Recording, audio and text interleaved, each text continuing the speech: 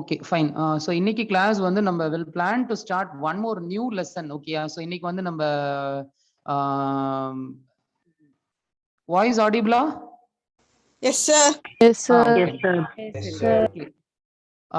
So most of the students வந்து கொஞ்சம் 11th கொஞ்சம் கான்சென்ட்ரேட் பண்ண சொல்லியிருக்காங்க. ஸோ அதனால வந்து நம்ம கொஞ்சம் 11th பார்ட்டும் வில் பிளான் டு ஸ்டார்ட். ஓகேயா? So one more important thing, நம்ம பேரலா கொஞ்சம் 11th ட்ராக்கையும் கொஞ்சம் நம்ம இதுல கம்பைன் பண்ணி உள்ள நம்ம கொண்டு வந்தாகணும். பிகாஸ் என்ன ரீசன் அப்படின்னா 12th கான்சென்ட்ரேட் பண்ணிட்டு 11th நம்ம அப்படியே டோட்டலா ஸ்கிப் பண்ணிட்டோம் அப்படின்னா மேபி இந்த classroom JEE students also there. Okay, so அவங்களுக்கு பாத்தீங்க அப்படின்னா நியர்லி ஒரு 50% ஆஃப் கொஸ்டின் வந்து it comes under 11th physics. So 12th வந்து நீங்க போர்டு எக்ஸாமினேஷன் இஸ் தேர் அப்படிங்கறதுனால you're concentrating more topics regarding your board examination. So அதனால நீங்க 12th ஆல்மோஸ்ட் கொஞ்சம் தரவா வந்துடுறீங்க, உங்களோட ஸ்கூல் ட்ராக்லயே நீங்க தரவா வந்துடுறீங்க. ஸோ ஆனால் 11th வந்து மோஸ்ட் ஆஃப் த ஸ்கூல்ஸ் அது 11th matriculation board okay, but CBSE எல்லாம் 11th வந்து செகண்ட் வால்யூம் போறதே இல்லை. ஸோ அதனால மோஸ்ட் ஆஃப் த ஸ்கூல்ஸ் பாத்தீங்கன்னா 90 to 80% நியர்லி பாத்தீங்கன்னா 80 to 90% வந்து அந்த பார்ட் வந்து கம்ப்ளீஷன் போடுறாங்க. ஸோ ஆல்மோஸ்ட் 20 to 25% வந்து சிலபஸ் கம்ப்ளீஷன் கிடையாது, ஃபுல்லா பண்றது இல்லை. ஸோ அதனால கொஞ்சம் 11th ட்ராக்கும் வில் கான்சென்ட்ரேட். ஓகே, ஸோ அதனால இன்னைக்கு கிளாஸ் வந்து அந்த டாபிக் இருக்கட்டும். அண்ட் ஒன் மோர் திங், நான் ஒவ்வொரு யூனிட்டா நான் 1 by 1 முடிச்சு இன்னொரு யூனிட் ஸ்டார்ட் பண்ணி அப்படி போறது it will take maximum time to complete the portion. அது பிசிக்ஸ் பொறுத்தவரை உங்களுக்கு நல்லா தெரியும். ஸோ ட்ராக் நிறைய இருக்கு, ரொம்ப டிஃபிகல்ட்டான ஒரு ஏரியா பிசிக்ஸ் ஆக்சுவலா compare to other 2 platforms. So அதனால வந்து இன் பேரலல் நான் இடையில ஏன்னா வந்து 11th பொறுத்தவரையும் கம்பேர் டு 12th வந்து 11th ஒரு அட்வான்டேஜஸ் தேர் என்ன அப்படின்னா டாபிக் வந்து ரொம்ப லென்த்தி டாபிக்ஸ் நிறைய இருக்காது. ஓகே, ஒரு யூனிட்குள்ள பாத்தீங்கன்னா ஒரு 2 mark கொஸ்டின்ஸ் மாதிரி தான் இருக்கும். எல்லா மெத்தட்ஸ்மே பாத்தீங்கன்னா எல்லாமே சின்ன சின்ன மெத்தட்ஸ், எல்லாமே சிம்பிள் மெத்தட்ஸ், சிம்பிள் ஷார்ட்கட்ஸ் தான் இருக்கும். ஈஸியா நீங்க ப்ரொசீஜர் மட்டும் கிளியரா தெரிஞ்சிருச்சு அப்படின்னா எல்லா நியூமெரிக்கலுமே நீங்க ஈஸியா அப்ரோச் பண்ணலாம். ஓகே, பட் ஆனா 12th பொறுத்த வரையும் நீங்க கான்செப்ட்ஸ் தெரியணும். ஓகேயா? மேத்தமெட்டிக்கல் மாடியூல்ஸ் தெரியணும், ஒரு ரொம்ப கிளாரிட்டியா நீங்க ஃபோக்கஸ் பண்ற மாதிரி இருக்கும் 12th. பட் ஆனா 11th பொறுத்தவரை எல்லாமே சிம்பிள். ஏன்னா இது நீங்க 6th 7th சயின்ஸ் பார்ட்ல பிசிக்ஸ்ல நீங்க படிக்கக்கூடிய concepts most of the concepts இதுல கவர் ஆயிடும். ஓகே, டென்ஷன், ஃபோர்ஸ், ஃபிரிக்ஷன், அது மாதிரி நிறைய கான்செப்ட்ஸ் இதுல கவர் ஆயிடும். ஓகே, ஸோ இன்னைக்கு கிளாஸ் வந்து நம்ம will plan to start 11th physics. Okay அம்மா, சரி. இப்ப நீங்க நோட் புக் என்ன பண்ணணும் அப்படின்னா நீங்க ஆஸ் யூஷுவல் எப்பவும் எழுதுற சைட்ல நீங்க 12th கண்டினியூ பண்ணிக்கோங்க, அது ப்ராப்ளம் கிடையாது. இப்ப maybe if you have any other notebook, உங்கள்கிட்ட நிறைய நோட் புக்ஸ் இருக்கு, ரஃப் நோட் புக்ஸ் இருக்குன்னா நீங்க இன்னொரு நோட் புக் செப்பரேட்டாவே யூஸ் பண்ணிக்கோங்க. Okay, not an issue. But one more thing, ஒரே பேஜ்ல கொண்டு போகாதீங்க. ஏன்னா அந்த யூனிட் நான் இன்னும் ஃபினிஷ் பண்ணல. ஸோ அதனால நான் அந்த யூனிட் முடிச்சதுக்கு அப்புறம் தான் நீங்க ஃபர்தரா அந்த பேஜ் நீங்க கண்டினியூ பண்ற மாதிரி இருக்கும். ஸோ அதனால வந்து நீங்க இப்ப அந்த நோட் புக்லயே நீங்க கண்டினியூ பண்ற மாதிரி இருந்தா better. I will give one more suggestion. Okay, அந்த நோட் புக் ஆப்போசிட் சைடு இருக்கு பாத்தீங்களா, அப்படியே ரொட்டேட் பண்ணிக்கோங்க. அதர் எண்ட்ல இருந்து நீங்க வாங்க. ஓகே, அங்க இருந்து நீங்க 11th கவர் பண்ணிக்கோங்க, பட் ஒரே பேஜ்ல போகாதீங்க. ஓகேயா? Any doubt? No sir. ஓகேமா, நம்ம இப்ப ஸ்டார்ட் பண்ணலாமா? So 11th physics. So 11th physics பொறுத்தவரை it is a very interesting platform at the same time. Okay, நீங்க மோஸ்ட் ஆஃப் த ட்ராக் நீங்க டிராவல் பண்ணாததுனால ஸ்டூடெண்ட்ஸோட பாயிண்ட் ஆஃப் வியூல நிறைய விஷயங்கள் நீங்க நியூவா கத்துக்கிற மாதிரி இருக்கும் 11th பிசிக்ஸ் பொறுத்தவரையும். ஓகே, சரிம்மா. இப்ப நீங்க டைட்டில் ஸ்டார்ட் பண்ணிக்கோங்க. ஸ்டார்ட் ரைட்டிங் 11th பிசிக்ஸ் போட்டுக்கோங்க. ஸோ 11th பிசிக்ஸ்ல உங்களுக்கு ஆஸ் யூஷுவல் எப்பவும் போல 12th மாதிரியே 3 major part is there. Okay, first part பாத்தீங்க அப்படின்னா மெக்கானிக்ஸ் அப்படிங்கிறது உங்களோட ஃபர்ஸ்ட் பார்ட். ஓகே, அதுக்கடுத்து செகண்ட் பார்ட் என்ன அப்படின்னா தெர்மல் பிசிக்ஸ் அப்படிங்கிறது உங்களோட செகண்ட் பார்ட். தேர்ட் பார்ட் வந்து SHM அண்ட் வேவ்ஸஸ் 1 2 3 மொத்தம் 3 பார்ட் இருக்குமா. ஸோ இதுதான் நம்மளோட 11th content. Actually 3 specialisation part is there. Okay, இந்த 3 பார்ட் நீங்க கவர் பண்ணிட்டீங்க, ஃபினிஷ் பண்ணிட்டீங்க அப்படின்னா உங்களோட 11th part totally finished. Okay, so இப்போ இந்த மெக்கானிக்ஸ் பொறுத்தவரையும் அதுதான் to play the major role compare to other 2 specialisation papers. So அதனால இந்த மெக்கானிக்ஸ் தான் உங்களுக்கான மேக்ஸிமம் யூனிட் வந்து அதுல கவர் ஆயிடுது. ஓகே, ஃபார் எக்ஸாம்பிள் ஒரு ரேஷியோ நீங்க ஃபிக்ஸ் பண்றீங்க அப்படின்னா ஒரு 50:50 மாதிரி நீங்க ஜெஇ பேப்பர் போடுறீங்க அப்படின்னா பிசிக்ஸ் 11th பிசிக்ஸ் பொறுத்தவரையும் நியர்லி ஒரு 35 to 40% வந்து நியர்லி மெக்கானிக்ஸ்லயே முடிஞ்சிடுது. ஓகே, இந்த தெர்மல் பிசிக்ஸ் SH எல்லாம் ஜஸ்ட் லைக் நீங்க சாப்பிடுற எப்படி சொல்றது ஒரு ஃபுட் ஒயிட் ரைஸ் மாதிரி. ஓகே, நீங்க அந்த தெர்மல் பிசிக்ஸ் SH எல்லாம் லைக் பிக்கல் மாதிரி. ஓகே, அது சைட் டிஷ் மாதிரி ஆக்சுவலா. ஸோ அதனால ரொம்ப மெயின் வெயிட்டேஜ் கிடையாது. மெயின் வெயிட்டேஜ் மெக்கானிக்ஸ் வந்து நீங்க தரவா இருக்கணும். So if you are belongs to either CBSE board or matriculation board, அது whatever it may be, but இந்த மெக்கானிக்ஸ் நீங்க தரவா இல்ல அப்படின்னா கண்டிப்பா உங்களால நீட்லயும் 11th பார்ட்ல ஸ்கோர் பண்ண முடியாது. ஜேஇல சான்ஸே இல்ல, டோட்டல் மார்க்ஸ்மே காலி ஆயிடும். ஓகே, ஏன்னா engineering maybe if you are interested to join in engineering அப்படின்னா கண்டிப்பா உங்களுக்கு மெக்கானிக்ஸ் தரவா இருக்கணும். அதுவும் நீங்க எஸ்பெஷலி மெக்கானிக்கல் ப்ரொடக்ஷன், ஓகே, அந்த மாதிரி நான் சர்க்கியூட் பிரான்ச்சஸ்னு சொல்றாங்க, அதெல்லாம் நீங்க எடுத்தீங்கன்னா கண்டிப்பா உங்களுக்கு மெக்கானிக்ஸ் தரவா இருக்கணும். ஓகேயா, ஸோ ஏரோநாட்டிக்கல், மெரைன், ஓகேயா, ஆர்கிடெக்ட், ஸோ அது எல்லாத்துக்குமே மெக்கானிக்ஸ் வந்து ரொம்ப இம்பார்ட்டன்ட். அதுக்கான கம்ப்ளீட் ஃபண்டமெண்டல் நம்மளோட சிலபஸ் ரொம்ப டீடைல்டா கொடுத்துடுறாங்க. ஓகே, இப்ப நம்ம ஸ்டார்ட் பண்ணலாமா? சரிம்மா, இப்ப நான் மெக்கானிக்ஸ் அப்படின்னு போட்டுக்குங்க. இந்த அண்டர் மெக்கானிக்ஸ் என்னென்ன டாபிக்ஸ் வருதுன்னு புல்லட் பாயிண்ட்ஸ் போட்டுக்கோங்கம்மா, ஃபாஸ்டா போடுங்க. பட் மெக்கானிக்ஸை பொறுத்த வரையும் நீங்க நான் கொடுக்குற இந்த ஆர்டர்ல தான் நீங்க சாப்டர்ஸ் சொல்லுமா. சிம்பிள் ஹார்மானிக் மோஷன் அண்ட் வேவ்ஸஸ்மா. டிபினா தெர்மல் பிசிக்ஸ். Okay sir. ஓகேம்மா. இப்ப மெக்கானிக்ஸ் பொறுத்தவரை என்ன அப்படின்னா சார், இது சிலபஸ் பேசிஸ்ல போகும்போது ஸ்டார்டிங் ஃபர்ஸ்ட் யூனிட் எங்க ஸ்டார்ட் ஆயிடுது அப்படின்னா, அதுல ஒன் மோர் திங், இந்த units and dimension and measurements அப்படின்னு சொல்லி நீங்க 11th ஒரு ஃபர்ஸ்ட் சாப்டர் படிக்கிறீங்க. ஆக்சுவலா 11th பொறுத்தவரையும் சாப்டர்ஸ்னு சொல்லுவோம், 12th பொறுத்தவரை யூனிட்ஸ்னு சொல்லுவோம். ஓகே, ஏன்னா 3 டாபிக் 3 சாப்டர் சேர்ந்தா ஒரு யூனிட் ஆயிடும். ஆனா 11th யூனிட் சொல்ல முடியாது, எல்லாமே சாப்டர்ஸ் தான். அதனால டாபிக்ஸ் வந்து நிறைய கிடையாது, எல்லாமே குட்டி குட்டி குட்டி சாப்டர்ஸா தான் இருக்கும். ஸோ ஈஸியா நம்ம முடிச்சிடலாம். ஆனா கான்செப்ட்ஸ் கரெக்டா தெரிஞ்சுக்கணும், அதுதான் ரொம்ப இம்பார்ட்டன்ட். ஓகே, ஸோ இப்ப மெக்கானிக்ஸை பொறுத்தவரை நீங்க இந்த units and dimension and measurements வந்து பேசிக் யூனிட், அதை நீங்க உள்ள கொண்டு வர வேண்டாம். ஸோ அது வந்து ஒரு காமனான யூனிட்ஸ் தான். ஆனா ரிமைனிங் யூனிட் எங்க ஸ்டார்ட் ஆகுது அப்படின்னு எடுத்துட்டீங்கன்னா கைனமேட்டிக்ஸ்ல ஸ்டார்ட் ஆயிடுதுமா. யூனிட் வந்து கைனமேட்டிக்ஸ்ல ஸ்டார்ட் ஆகுது. மெக்கானிக்ஸ் வந்து ஃபர்ஸ்ட் பார்ட் வந்து கைனமேட்டிக்ஸ் ஸ்டார்ட் ஆகி அப்படியே போகுது. ஓகே, அது டில் எங்க வந்து முடியுது அப்படின்னா உங்களோட செகண்ட் வால்யூம்ல ஃப்ளூயிட் மெக்கானிக்ஸ் அப்படின்னு ஒரு யூனிட் இருக்கு. எஸ்எம் முடியும், அதுக்கப்புறம் எஃப்எம் வரும், அதுக்கப்புறம் தான் தெர்மல் பார்ட் ஆரம்பிச்சிடும். ஸோ கிட்டத்தட்ட பாத்தீங்கன்னா ஒரு 9 டிவிஷன் வந்து அதுல லாக் ஆயிடும். ஓகே, ஆனா நீங்க அது அந்த ஆர்டர்ல போறதை விட நம்ம மெக்கானிக்ஸ்னு ஒரு மேஜர், அதாவது ஸ்பெஷலைசேஷன் பார்ட், பயோல அனாட்டமி, பிசியாலஜி, அது மாதிரி பிசிக்ஸ்ல one of the important part வந்து மெக்கானிக்ஸ்.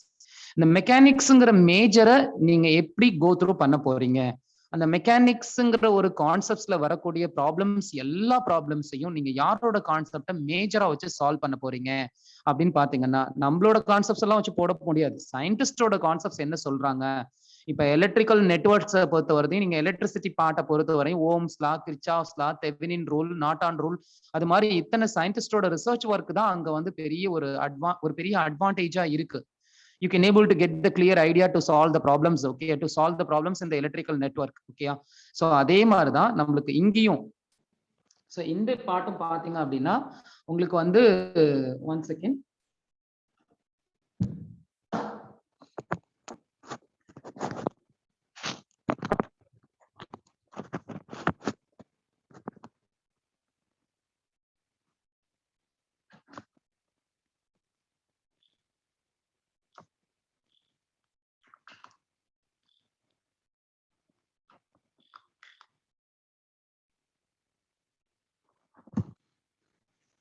ஓகேமா. ஸோ அப்போ வந்து உங்களுக்கு அந்த மெக்கானிக்ஸ் அப்படிங்கிற ஒரு பார்ட்டை வச்சுதான் நம்ம யூனிட்ஸ் வந்து கிளாஸ் எடுக்கிற மாதிரி இருக்கு. ஓகே, ஸோ அப்படி எடுக்கும் போது எந்த யூனிட்ஸ் வந்து நம்ம இம்பார்ட்டன்ஸ் கொடுக்கணும் அப்படிங்கறத நீங்க பார்க்கணும் ஆக்சுவலா. ஓகே, ஸோ இப்போ நம்ம ஃபர்ஸ்ட் எடுத்தோன்னா இந்த மேஜரை பொறுத்தவரை எந்த யூனிட்ஸ்க்கு நம்ம இம்பார்ட்டன்ஸ் கொடுக்கலாம். ஸோ அதாவது மெக்கானிக்ஸை பொறுத்தவரையும் ஃபாதர் ஆஃப் மெக்கானிக்ஸ் அப்படின்னு நம்ம யாரை சொல்றோம் அப்படின்னா நியூட்டன்ஸை சொல்றோம் ஆக்சுவலா. ஸோ நியூட்டனோட ரூல் வந்து to play the major role அந்த மெக்கானிக்ஸை பொறுத்தவரையும். ஸோ அதனால நம்ம அந்த நியூட்டன் ரூல்ஸ் பொறுத்தவரையும் அந்த அப்ளிகேஷன்ஸ், அவரோட ஃபார்முலாஸ் வச்சு, அவரோட மேத்தமெட்டிக்கல் டிஸ்கிரிப்ஷன்ஸ் எல்லாம் வச்சு எந்தெந்த அப்ளிகேஷன்ல எப்படி எப்படிலாம் நியூமெரிக்கல்ஸ் போட போறாங்க ஸோ அப்படின்னு வந்து நம்ம எடுக்கணும் ஆக்சுவலா. ஸோ அதனால ஸ்டூடெண்டோட கன்வீனியன்ட் சைடுன்னு ஒன்று இருக்கு. நான் யூனிட் கம்ப்ளீஷன் இங்க ஒரு பெரிய இஷ்யூ கிடையாது, பட் ஸ்டூடெண்ட் கன்வீனியன்ஸ் சைடு எப்படி இருக்குன்னா இந்த மேஜர் எஸ்பெஷலி இந்த மெக்கானிக்ஸ்ங்கிற மேஜர்ல will get the clear idea அப்படின்னா எந்த யூனிட்டை ஃபர்ஸ்ட் எடுக்கலாம் அப்படிங்கறத பார்க்கணும். சாரிமா, எந்த சாப்டரை ஃபர்ஸ்ட் எடுக்கணும், ஏன்னா 11th பொறுத்தவரை சாப்டர்ஸ்னு நான் சொல்லியிருக்கேன். ஸோ அப்ப எந்த சாப்டரை நம்ம ஃபர்ஸ்ட் எடுக்கணும், அந்த சாப்டரை லிங்கா வச்சு அடுத்தடுத்த சாப்டர் வரணும். ஸோ அதனால கண்ணா பின்னான்னு ஒரு ஆர்டர் நம்ம ஃபாலோ பண்ண முடியாது. ஸோ அதனால இதுல ஒரு proper procedure is there. Okay, நீங்க அந்த ப்ரொசீஜர்ல போகாததுனால தான் you feel inconvenient to prepare the syllabus. So அதனால அதை கொஞ்சம் நம்ம பார்த்துக்கணும். ஓகே, ஸோ இப்போ நம்ம ஃபர்ஸ்ட் எந்த யூனிட் எடுக்க போறோம் அப்படின்னு எடுத்துட்டீங்கன்னா ஃபர்ஸ்ட் யூனிட் வந்து நம்ம LOM, அதாவது லாஸ் ஆஃப் மோஷன் அப்படிங்கிற ஒரு யூனிட் தான் நம்ம எடுத்தாகணும் ஆக்சுவலா மெக்கானிக்ஸை பொறுத்த வரையும். ஸோ அதுல தான் ரொம்ப டீடைல்டா நியூட்டன் ரூலை பத்தின ஒரு ரொம்ப கிளாரிட்டி வந்து அதுல உள்ள வந்துருது ஆக்சுவலா. அடுத்த சாப்டர் எது போகணும் அப்படின்னா WEP. ஃபாஸ்டா நோட் பண்ணுங்க, புல்லட் பாயிண்ட்ஸ் போட்டுக்கங்க. WEP, work energy power. ஓகேயா. அதுக்கு அடுத்த சாப்டர் எது போகணும் அப்படின்னா COM போயிடலாம். ஓகே, அந்த ஆர்டர்லயே வரும். இது எல்லாமே நியூட்டன் ரூல்ல லிங்க் வச்சு போடணும் ஆக்சுவலா. ஏன்னா work is equal to force into distance, power is equal to work divided by time, work is equal to நார்மலா ஃபோர்ஸ் வந்துருது. ஃபோர்ஸ்ங்கிறது நீங்க நியூட்டன் ரூல்ல போனாதான் நீங்க சால்வ் பண்ணவே முடியும். அதே மாதிரி இங்க சென்டர் ஆஃப் மாஸ், அந்த சென்ட்ரிபிட்டல் ஃபோர்ஸ் CF வச்சு தான் நீங்க சால்வ் பண்ணி ஆகணும். ஸோ மறுபடியும் நீங்க ஃபோர்ஸ்குள்ள தான் போய் ஆகணும். அப்போ மறுபடியும் return back to the Newton rule. Okay, so அதனால நீங்க எங்க போனீங்கன்னாலும் இந்த கான்செப்ட்ஸ் திரும்ப லிங்கா வச்சு எடுத்தாகணும். ஸோ அதனால COM. அதுக்கு அடுத்த பார்ட் எது போயிடலாம் அப்படின்னு எடுத்துட்டீங்கன்னா கைனமேட்டிக்ஸ் போகலாம். நான் இந்த ஆர்டர்ல தான் நான் உங்களுக்கு யூனிட் கம்ப்ளீட், சாரிமா, சாப்டர்ஸ் வந்து கம்ப்ளீட் பண்ணுவேன் 11th பொறுத்தவரை. இந்த ஆர்டர்ல தான் நான் ஃபினிஷ் பண்ணுவேன். ஸோ அதுக்கு அடுத்து வந்து பாத்தீங்க அப்படின்னா RM, ரொட்டேஷனல் மோஷன் போயிடணும். ஓகே, ஸோ இது முடிச்சிட்டீங்கன்னாவே கைனமேட்டிக்ஸ்க்குள்ள if you are belongs to CBSE board and ICIC போர்டுனா உங்களுக்கு 3 டாபிக் அதுல கவர் ஆயிடுது ஆக்சுவலா. மெட்ரிகுலேஷன் போர்டுல அது மொத்தமா வந்து கைனமேட்டிக்ஸ்னு போட்டுருவாங்க. வெக்டார்ஸ், அதாவது பேசிக் கான்செப்ட்ஸ் ஆஃப் வெக்டார்ஸ், அது வந்து யூஸ்வலாவே அதுல கொஸ்டின்ஸ் எல்லாம் அதிகம் வர்றது இல்ல. ரிகார்டிங் மேத்தமெட்டிக்ஸ் பார்ட் அது அவ்வளவுதான். ஓகே, ஸோ அது வந்து நாங்க மெயின் கவுண்டிங்ல எடுத்துக்கிறது கிடையாது. ஸோ அது இல்லாம ரிமைனிங் 2 சாப்டர்ஸ் யார் அப்படின்னு எடுத்துட்டீங்கன்னா motion in a plain and motion in a straight line. So இந்த 2 பார்ட்டையும் நீங்க கவர் பண்ணீங்கன்னா உங்களுக்கு கைனமேட்டிக்ஸ் வந்து ஃபினிஷ் ஆயிடுது ஆக்சுவலா. ஓகே, ஸோ அதுக்கப்புறம் rotational motion and centre of mass. So இந்த இடத்துல இது ரெண்டையும் நீங்க சேர்த்தீங்கன்னா உங்களோட CBSE டெக்ஸ்ட் புக்ஸ், ICIC டெக்ஸ்ட் புக்ஸ்ல பாத்தீங்க அப்படின்னா system of particles and rigid body அப்படின்னு யூனிட் நேம் இருக்கும். ஓகே, யூனிட் நேம் என்ன இருக்கு? System of particles and rigid body. அது யூனிட் நேமா நாங்க எடுத்துக்கிறோம். ஏன்னா அதுக்குள்ள 2 சாப்டர் உள்ள வந்திருக்கு. ரெண்டுமே வேற வேற மாடியூல். ஒன்னு சென்டர் ஆஃப் மாஸ் வேற மாடியூல், ஆர்எம்னு சொல்லக்கூடிய ரொட்டேஷனல் மோஷன் ஃபுல்லா வேற வேற மாடியூல். ஓகே, ரெண்டுக்கும் சம்பந்தம் இருக்காது. ஸோ அதனாலதான் இந்த 2 சாப்டர் கவர் பண்ணுன system of particles and rigid body. அதே மாதிரி இதுல கைனமேட்டிக்ஸை யூனிட்டா எடுத்துக்கலாம், நாட் லைக் சாப்டர்ஸ். ஏன்னா அதுக்குள்ள சாப்டர் வந்துருது. மோஷன் இன் ஸ்ட்ரெயிட் லைன் ஒரு சாப்டர், மோஷன் இன் பிளைன் ஒரு சாப்டர். ஆனா அப்பார்ட் ஃப்ரம் தட் இது இல்லாம என்ன இருக்கு டிஸ்கஸ் பண்ணலாம். So laws of motion, work energy power, இதெல்லாம் வந்து நீங்க என்னவா எடுத்துக்கலாம்? சாப்டர்ஸாவே எடுத்துக்கலாம். ஸோ அடுத்து பாத்தீங்க அப்படின்னா ரொம்ப இம்பார்ட்டன்டான ஒரு லெசன் கிராவிடேஷன். ஸோ கிராவிடேஷன் அப்படிங்கிற ஒரு லெசன் இருக்கு ஆக்சுவலா. உங்களுக்கு கிராவிடேஷன் அப்படிங்கிற ஒரு சாப்டரா எடுத்துக்கலாம், நாட் லைக் யூனிட். அது ஏன்னா ரொம்ப சிம்பிளான கான்செப்ட்ஸ் தான். இந்த கிராவிடேஷன் வந்து ரொம்ப இம்பார்ட்டன்ட். ஓகே, மோஸ்ட்லி பாத்தீங்கன்னா உங்களோட பயாலஜி வந்து 11 and 12 வந்து லிங்க்ல இருக்கும். அதே மாதிரி தான் மேக்ஸ், கெமிஸ்ட்ரி எல்லாமே 11 and 12 கிரேட் வந்து நிறைய கான்செப்ட்ஸ் நீங்க 12th ரிப்பீட் பண்ணுவீங்க. ஆனா பிசிக்ஸ் மட்டும் ஓகே வரவே வராது. 11th ட்ராக் ஃபுல்லாவே வேற ஸ்ட்ரீம், எல்லாமே related to the part of mechanical. 12th part ஃபுல்லா பாத்தீங்கன்னா எலக்ட்ரிக்கல், எலக்ட்ரானிக்ஸ், இன்ஸ்ட்ருமெண்டேஷன் பார்ட்ல போயிட்டோம். ஸோ அதனால 11th 12th லிங்கே இருக்காது. ஆனா எல்லாத்துலயும் ஒரு எக்ஸப்ஷனல் கேட்டகரி அப்படிங்கிற மாதிரி ஒரே ஒரு சாப்டர் மட்டும்தான், அந்த சாப்டர்ல ஒரு பார்ட் மட்டும்தான் 12th கூட லிங்க்ல இருக்கு. ஓகே, அது எந்த சாப்டர் அப்படின்னு எடுத்துட்டீங்கன்னா இந்த கிராவிடேஷன் அப்படிங்கிற ஒரு சாப்டர் தான் உங்களோட 12th இருக்கக்கூடிய எலக்ட்ரோஸ்டாட்டிக்ஸ் அப்படிங்கிற ஒரு யூனிட் கூட லிங்க்ல இருக்கு. ஓகே, ஸோ இங்க வரும் அந்த FE, ஓகே, தென் VU, இதே கான்செப்ட்ஸ் அப்படியே உங்களுக்கு அங்க 12thலயும் எலக்ட்ரோஸ்டாட்டிக்ஸ்ல ரிப்பீட் பண்ற மாதிரி இருக்கும். ஓகே, அதனால கிராவிடேஷன் நீ ஒழுங்கா படிச்சா எலக்ட்ரோஸ்டாட்டிக்ஸ்ல ஒரு 4-5 டாபிக் உங்களுக்கு கவர் ஆயிடுது. ஓகே, ஸோ அது மட்டும் தான், மீதி எந்த சாப்டருமே 12thல ரிப்பீட் ஆகுறது கிடையாது. ஓகே, மேக்ஸிமம் வர்றது இல்லை. ஸோ கிராவிடேஷன் முடிஞ்சிருச்சு. உங்களுக்கு இது கொடுத்துட்டேன், சென்டர் ஆஃப் மாஸ் இது கொடுத்தாச்சு, ரொட்டேஷனல் மோஷன் போட்டாச்சு, கைனமேட்டிக்ஸ் வந்துருது, laws of motion, work energy power. Okay, so அடுத்த யூனிட் எது போயாகணும்? கண்டிப்பா நம்ம SMக்கு போயாகணும். ஓகே, தென் FMக்கு போயாகணும். ஓகே, தென் லாஸ்ட் மொத்தம் 9 ஸ்டார்ஸ் இருக்கான்னு பாருங்க. 1 2 3 4 5 6 7 8 9. இந்த 9 ஸ்டார்ஸ், இந்த 9 சாப்டர்ஸ் அண்ட் யூனிட்ஸ் இதுல உள்ள வந்துருது. ஓகே, ஸோ இந்த 9 டாபிக்ஸ் நீங்க தரவு அப்படின்னா தாராளமா மெக்கானிக்ஸ்ல 28% வந்து ஓவரால் நீட்ல வருது ஆக்சுவலா. ஓகே, சம்டைம்ஸ் இது 30% கூட போயிடுது. ஓகே, ஸோ அதனால 28ல இருந்து 30% ஆஃப் ஓவரால் நீட் பர்சன்டேஜ்ல இந்த 9 சாப்டர் இடம் பிடிச்சிடுது. ஓகே, ஸோ அதுவும் JEE ஸ்டூடெண்ட்ஸ்க்கு வந்து ரொம்ப இம்பார்ட்டன்ட் இந்த 9 சாப்டர். ஸோ அதனால இதை அவ்வளோ லெத்தாஜிக்கா விட்டுட்டீங்க அப்படின்னா இந்த மேஜர் போயிடுச்சு அப்படின்னா 11th பிசிக்ஸ்ல மேக்ஸிமம் மார்க் உங்களுக்கு அவுட்டுமா. ஸோ தெர்மல் பிசிக்ஸ்லயும் எஸ்ஹெச்எம்லயும் உங்களுக்கு கொஸ்டின்ஸ் அதிகம் கிடையாது. ஸோ அதனால நீங்க மார்க்ஸ் 11th பிசிக்ஸ்ல எடுக்க முடியாது. ஸோ அதனால இந்த 9 டாபிக் நீங்க ஒரு டாபிக்கு ஒரு கொஸ்டின் வச்சீங்கன்னா கூட 9ல இருந்து 10 கொஸ்டின் இதுல லாக் ஆயிடுது ஆக்சுவலா. ஓகே, அப்ப நீட் ஸ்டூடெண்ட்ஸை பொறுத்தவரை பைத்னாங் 40 மார்க் உங்களுக்கு உள்ள வந்துருது. 40 மார்க்ஸ் சும்மா கிடையாதுமா. ஒரு 4 மார்க்ஸ்ல பாத்தீங்கன்னா கிட்டத்தட்ட thousands ஆஃப் கேண்டிடேட்டோட மார்க்ஸ் வந்து டிவியேட் ஆகுது நீட்டை பொறுத்த வரையும். ஸோ அதனால பல்கா இதுல நம்மளுக்கு மார்க்ஸ் இருக்கு. ஸோ அதனால கொஞ்சம் கேர்ஃபுல்லா இந்த சாப்டர்ஸ் எல்லாம் நீங்க ப்ரிப்பேர் பண்ணுங்க. ரொம்ப ஈஸியா இருக்கும். நீங்க டெக்ஸ்ட் புக் ப்ராக்டிஸ் தான் மெயின் மெக்கானிக்ஸை பொறுத்த வரையும். கான்செப்ட்ஸ் தான் நான் எடுத்துடுவேன், ஷார்ட்கட்ஸ் எல்லாம் நான் எடுத்து கொடுத்துடுறேன், கான்செப்ட் டீச் பண்ணிடுவேன். ஸோ அதை கிளியரா புரிஞ்சுக்கிட்டு ஃபர்ஸ்ட் என்னோட சஜஷன் ஐ திங்க் ஆஃப்லைன் கிளாஸ்ல நான் சொல்லியிருப்பேன். ஓகே, அண்ணா நகர் கிளாஸ்ல நான் சொல்லியிருக்கேன். அரோரா அப்படின்னு ஒரு டெக்ஸ்ட் புக் இருக்கு, எஸ்எல் அரோரா. சிபிஎஸ்இ ஸ்டூடெண்ட்ஸ் எல்லாருமே ஃபாலோ பண்ற ஒரு ஃபேமஸான கைடு அது ஆக்சுவலா.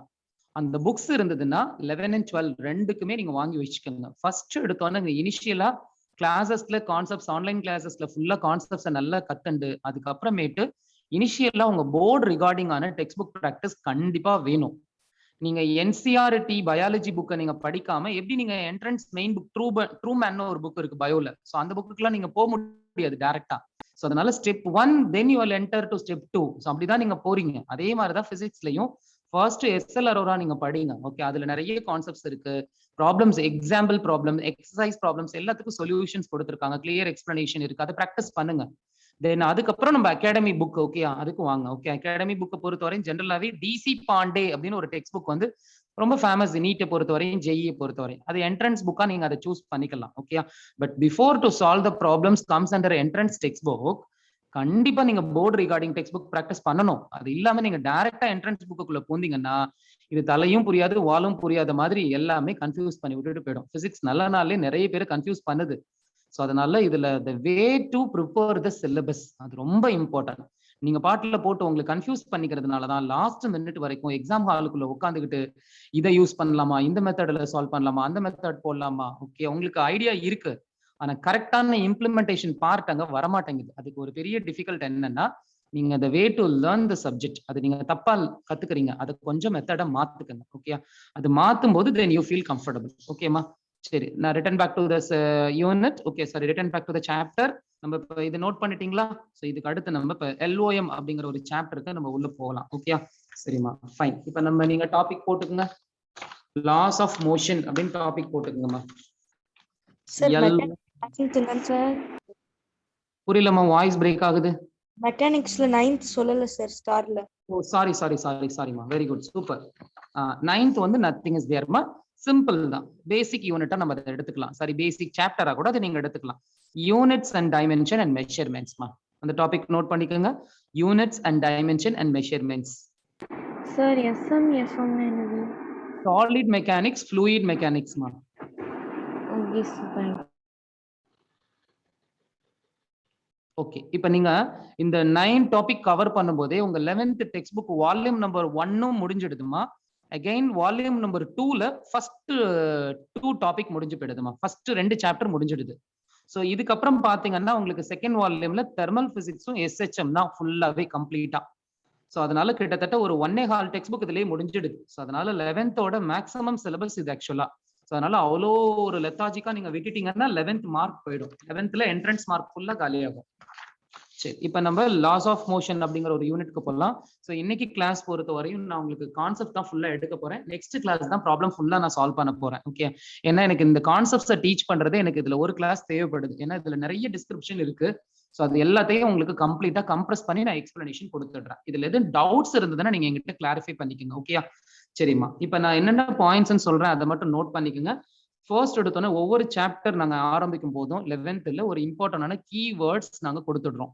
அந்த கீவேர்ட்ஸை பேஸ் பண்ணி தான் அந்த யூனிட்ல இருக்கக்கூடிய எல்லா குவான்டிட்டியுமே அதுல லாக் ஆகி வந்துடும். ஃபார் எக்ஸாம்பிள் வந்து நீங்க அது என்ன சார் கீவேர்ட்ஸ், அதோட மீனிங் புரியல அப்படின்னா, if you R enter to the school or if you R enter to the concern any industry அப்படின்னா அதுல ஹையர் பர்சன் ஒருத்தங்க இருக்காங்க. ஃபார் எக்ஸாம்பிள் உங்களுக்கு புரியுற மாதிரி சொன்னா, இப்ப பிரின்சிபாலுக்கு மேல சேர்மன் இருக்காங்க, கரஸ்பாண்டன்ட் சொல்றீங்க. அந்த correspondent, board of directors, principals, அதுக்கப்புறம் ஒவ்வொரு டிபார்ட்மெண்ட்டோட head, department senior faculty, laboratory teachers, ஸ்கேவெஞ்சர்ல இருந்து ஆரம்பிக்கிறாங்க. It is like a work chart அப்படின்னு நீங்க சொல்றீங்க. அது மாதிரிதான் ஒவ்வொரு யூனிட்லயும் நிறைய குவான்டிட்டிஸ் இருக்காங்க. பட் எல்லாரையுமே நாங்க இம்பார்ட்டன்டா எடுத்துக்கிறது கிடையாது. ஒரு சில குவான்டிட்டிஸ்க்கு மட்டும்தான் அந்த இம்பார்ட்டன்ஸ் கொடுத்துடுறோம். ஃபார் எக்ஸாம்பிள் நீங்க கரண்ட் எலக்ட்ரிசிட்டியா இருந்தா எந்த டாபிக் எந்த குவான்டிட்டிக்கு நாங்க அந்த இம்பார்ட்டன்ட் கொடுத்துருப்போம் அப்படின்னா வோல்டேஜ், கரண்ட் அண்ட் பவர், அதுக்கு நாங்க இந்த இம்பார்ட்டன்ட் கொடுத்துருப்போம். ஸோ அதே மாதிரி இஎம்ஐ அப்படின்னு எடுத்தீங்கன்னா இ/பி, தெர்மோடைனமிக்ஸ் எடுத்துட்டீங்கன்னா பிவிடி, பிரஷர், வால்யூம், டெம்பரேச்சர், அது மாதிரி ஒவ்வொரு யூனிட்லயும் அது என்னமோ தெரியல அந்த 3 குவான்டிட்டி தான் லாக் ஆயிக்குது. ஸோ அதே மாதிரி தான் இந்த யூனிட்லயும் ஒரு 3 important quantity is there. One is f, another one is a small f, another one is a t. இந்த 3 குவான்டிட்டி தான் இந்த லாஸ் ஆஃப் மோஷன்ங்கிற சாப்டரையே பிளே பண்ற ஒரு மெயின் போஸ்டிங்ல இருக்கக்கூடிய ஒரு குவான்டிட்டிஸ் நீங்க சொல்லலாம். ஸோ இதுக்கு கீழே தான் மற்ற எல்லா குவான்டிட்டியுமே வருது. ஆக்சலரேஷன், அப்புறம் ஸ்ப்ரிங் ஃபோர்ஸ், நிறைய குவான்டிட்டிஸ் நம்ம டிஸ்கஸ் பண்ண போறோம். ஆனா இது எல்லாமே உள்ளடக்கம் அப்படின்னு சொல்றாங்க. இட் இஸ் கம்ஸ் அண்டர் அப்படிங்கிற மாதிரி நம்ம சொல்லிடலாம் எல்லா ஃபேக்டரையும். ஆனா இந்த 3 ஃபேக்டரை பத்தி ரொம்ப கிளியரா நம்ம தெரியல அப்படின்னா இந்த யூனிட்ல நிறைய எடுத்துட்டு நம்ம கன்ஃபியூஸ் ஆகிற மாதிரி ஆகும். ஓகே, ஸோ இப்போ நீட்டா நோட் பண்ணிக்கோங்க. ஃபர்ஸ்ட் ஒன் என்ன அப்படின்னா நீங்க 3 காலமா கூட ஸ்ப்ளிட் பண்ணிக்கோங்க. ஓகே, அப்படி டேபிள் ஃபார்மேட்ல கூட போட்டுக்கோங்க சிம்பிளா. ஃபர்ஸ்ட் ஒன் நீங்க ஃபோர்ஸ் பத்தி தெரிஞ்சுக்க போறீங்க. செகண்ட் ஒன் ஃப்ரிக்ஷன் பத்தி நீங்க தெரிஞ்சுக்க போறீங்க. அண்ட் தேர்ட் ஒன் டென்ஷன் பத்தி நீங்க தெரிஞ்சுக்க போறீங்க. அதாவது D and small F then F. நோட்டேஷன்ஸை கரெக்டா ஹேண்டில் பண்ணணும், யூனிட்ஸை கரெக்டா ஹேண்டில் பண்ணணும். ஓகே, ஸோ எஃப் ஃபோர்ஸ் அப்படின்னு நம்ம சொல்லிடுறோம். ஓகேயா, சரிம்மா. இது தமிழ்ல விசை அப்படின்னு நம்ம சொல்றோம். அதுக்கு அடுத்து பாத்தீங்கன்னா ஃப்ரிக்ஷனா இருக்கட்டும், டென்ஷனா இருக்கட்டும், இது எல்லாமே is a kind of force தான். ஏன்னா இதோட யூனிட்டும் நியூட்டன் தான், இதோட யூனிட்டும் நியூட்டன் தான், இதோட யூனிட்டும் நியூட்டன் தான். ஓகே, அது father of mechanics. Force analyse பண்றது அது என்ன ஃபோர்ஸா வேணாலும் இருக்கலாம். அந்த ஃபோர்ஸ் அனலைஸ் பண்ற general methodology Newton's methodology is best one compare to all other methods. So அதுல நீங்க சார் ஃபோர்ஸ்னு எடுத்தா நிறைய ஃபோர்ஸஸ் இருக்கு சார், நீங்க எதை பத்தி டிஸ்கஸ் பண்ண போறீங்க அப்படின்னு நம்ம கேட்டாகணும் ஃபர்ஸ்ட் எடுத்தோன்னு. ஓகே, ஏன்னா நீங்க கெமிக்கல் ஃபோர்ஸ் கூட படிக்கிறீங்க. Actually chemical energy converted into electrical energy. அதுக்கடுத்து பாத்தீங்கன்னா electrical force, EMF is the best example of electrical force, electromotive force. அதே மாதிரி the best example of magnetic force, okay, MMF, அதாவது magnetomotive force. Okay, நீங்க இப்ப இந்த ஏதோ ஒரு ரஜினி மூவி கூட வந்ததுல 2.0 சம்திங், அதுல கூட ஏதோ சம்திங் ஒரு நியூ சயின்டிஸ்ட் ஏதோ மாதிரி சொல்லி அதுல ஒரு நியூ டெக்னாலஜி, அந்த டெக்னாலஜில உள்ள ஒரு நியூ ஃபோர்ஸை பத்தி பேசுவாங்க. ஆக்சுவலா ஃபோர்ஸ்க்கு இன்ன வரைக்கும் இவ்வளவுதான் கிளாசிபிகேஷன்ஸ்னு ஃபார்ம் கிடையாதுமா. Different form of field is there. ஒவ்வொரு ஃபீல்ட்லயும் different kind of force use பண்றாங்க. அது மாதிரி இப்ப நம்ம ரிகார்டிங் எந்த ஃபோர்ஸ்குள்ள டிராவல் பண்ண போறோம் அப்படின்னா நல்லா நோட் பண்ணிக்கோங்க. மெக்கானிக்கல் அப்படிங்கிற ஒரு பார்ட்டுக்குள்ள தான் நீங்க அதிகமா போறீங்க. மெக்கானிக்கல் பார்ட்டுக்குள்ள தான் நீங்க ஃபுல்லா டிராவல் பண்ண போறீங்க. அதனாலதான் நான் சொல்லிட்டேன் 11th பொறுத்தவரை மெக்கானிக்கல் ஸ்டீம் வந்து to play the major role. Okay, அதனால நீங்க இங்க மெக்கானிக்கல் ஃபோர்ஸை பத்தி தான் நீங்க பேச போறீங்க. ஸோ இதுல வேற டிபார்ட்மெண்ட் ஃபோர்ஸஸ் எதுவும் உள்ள வரக்கூடாது.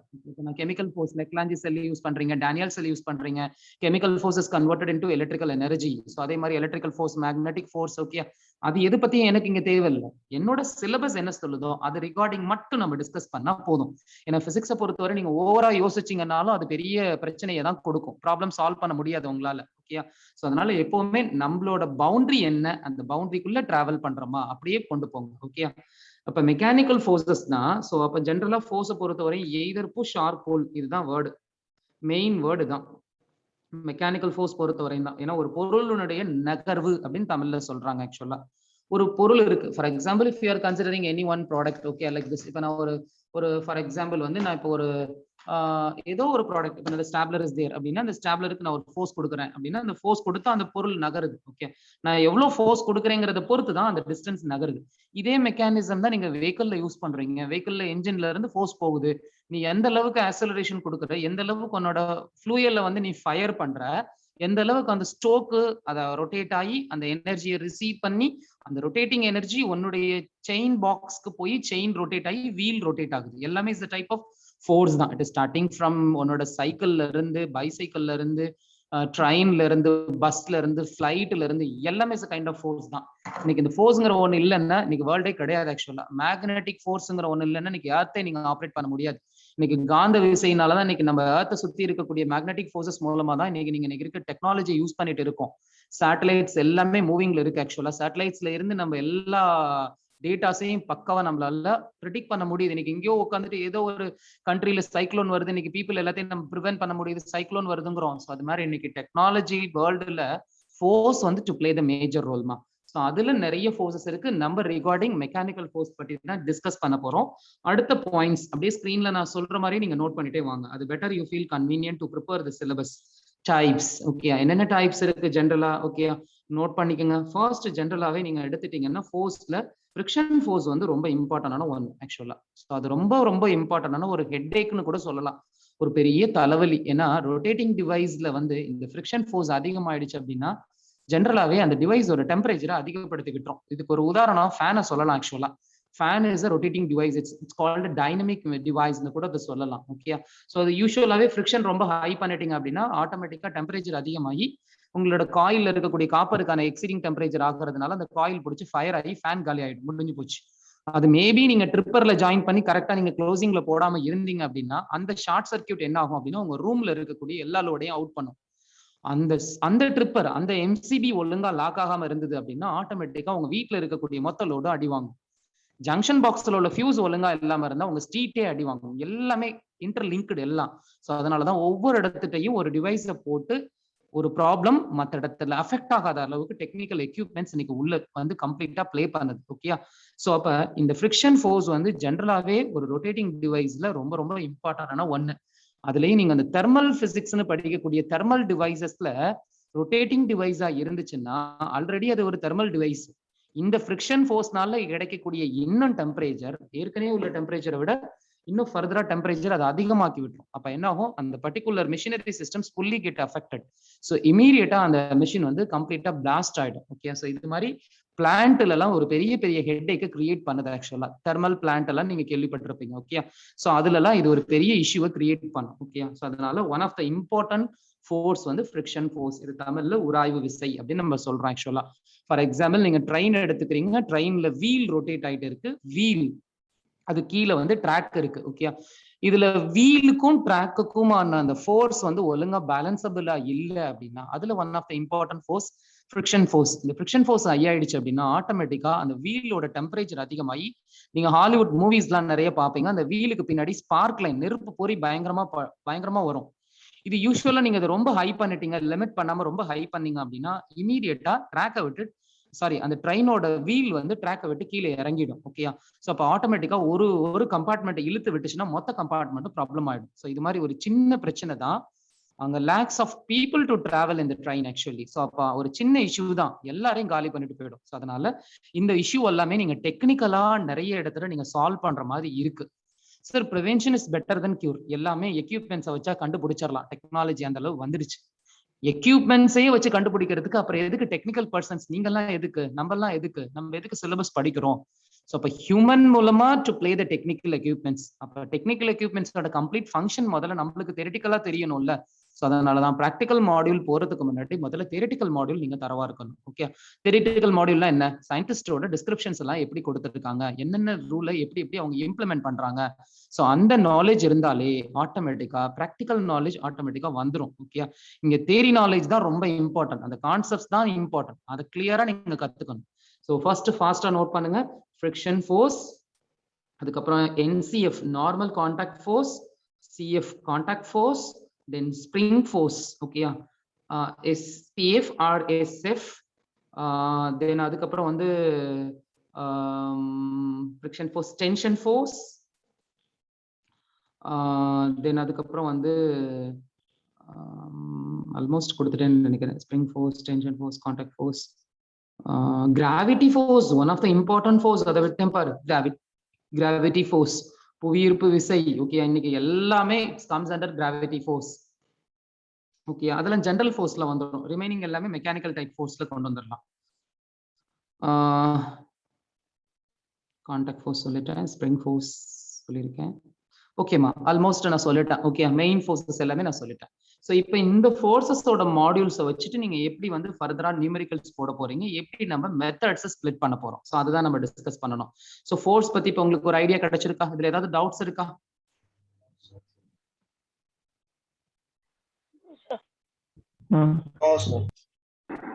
சார் சொல்லுமா.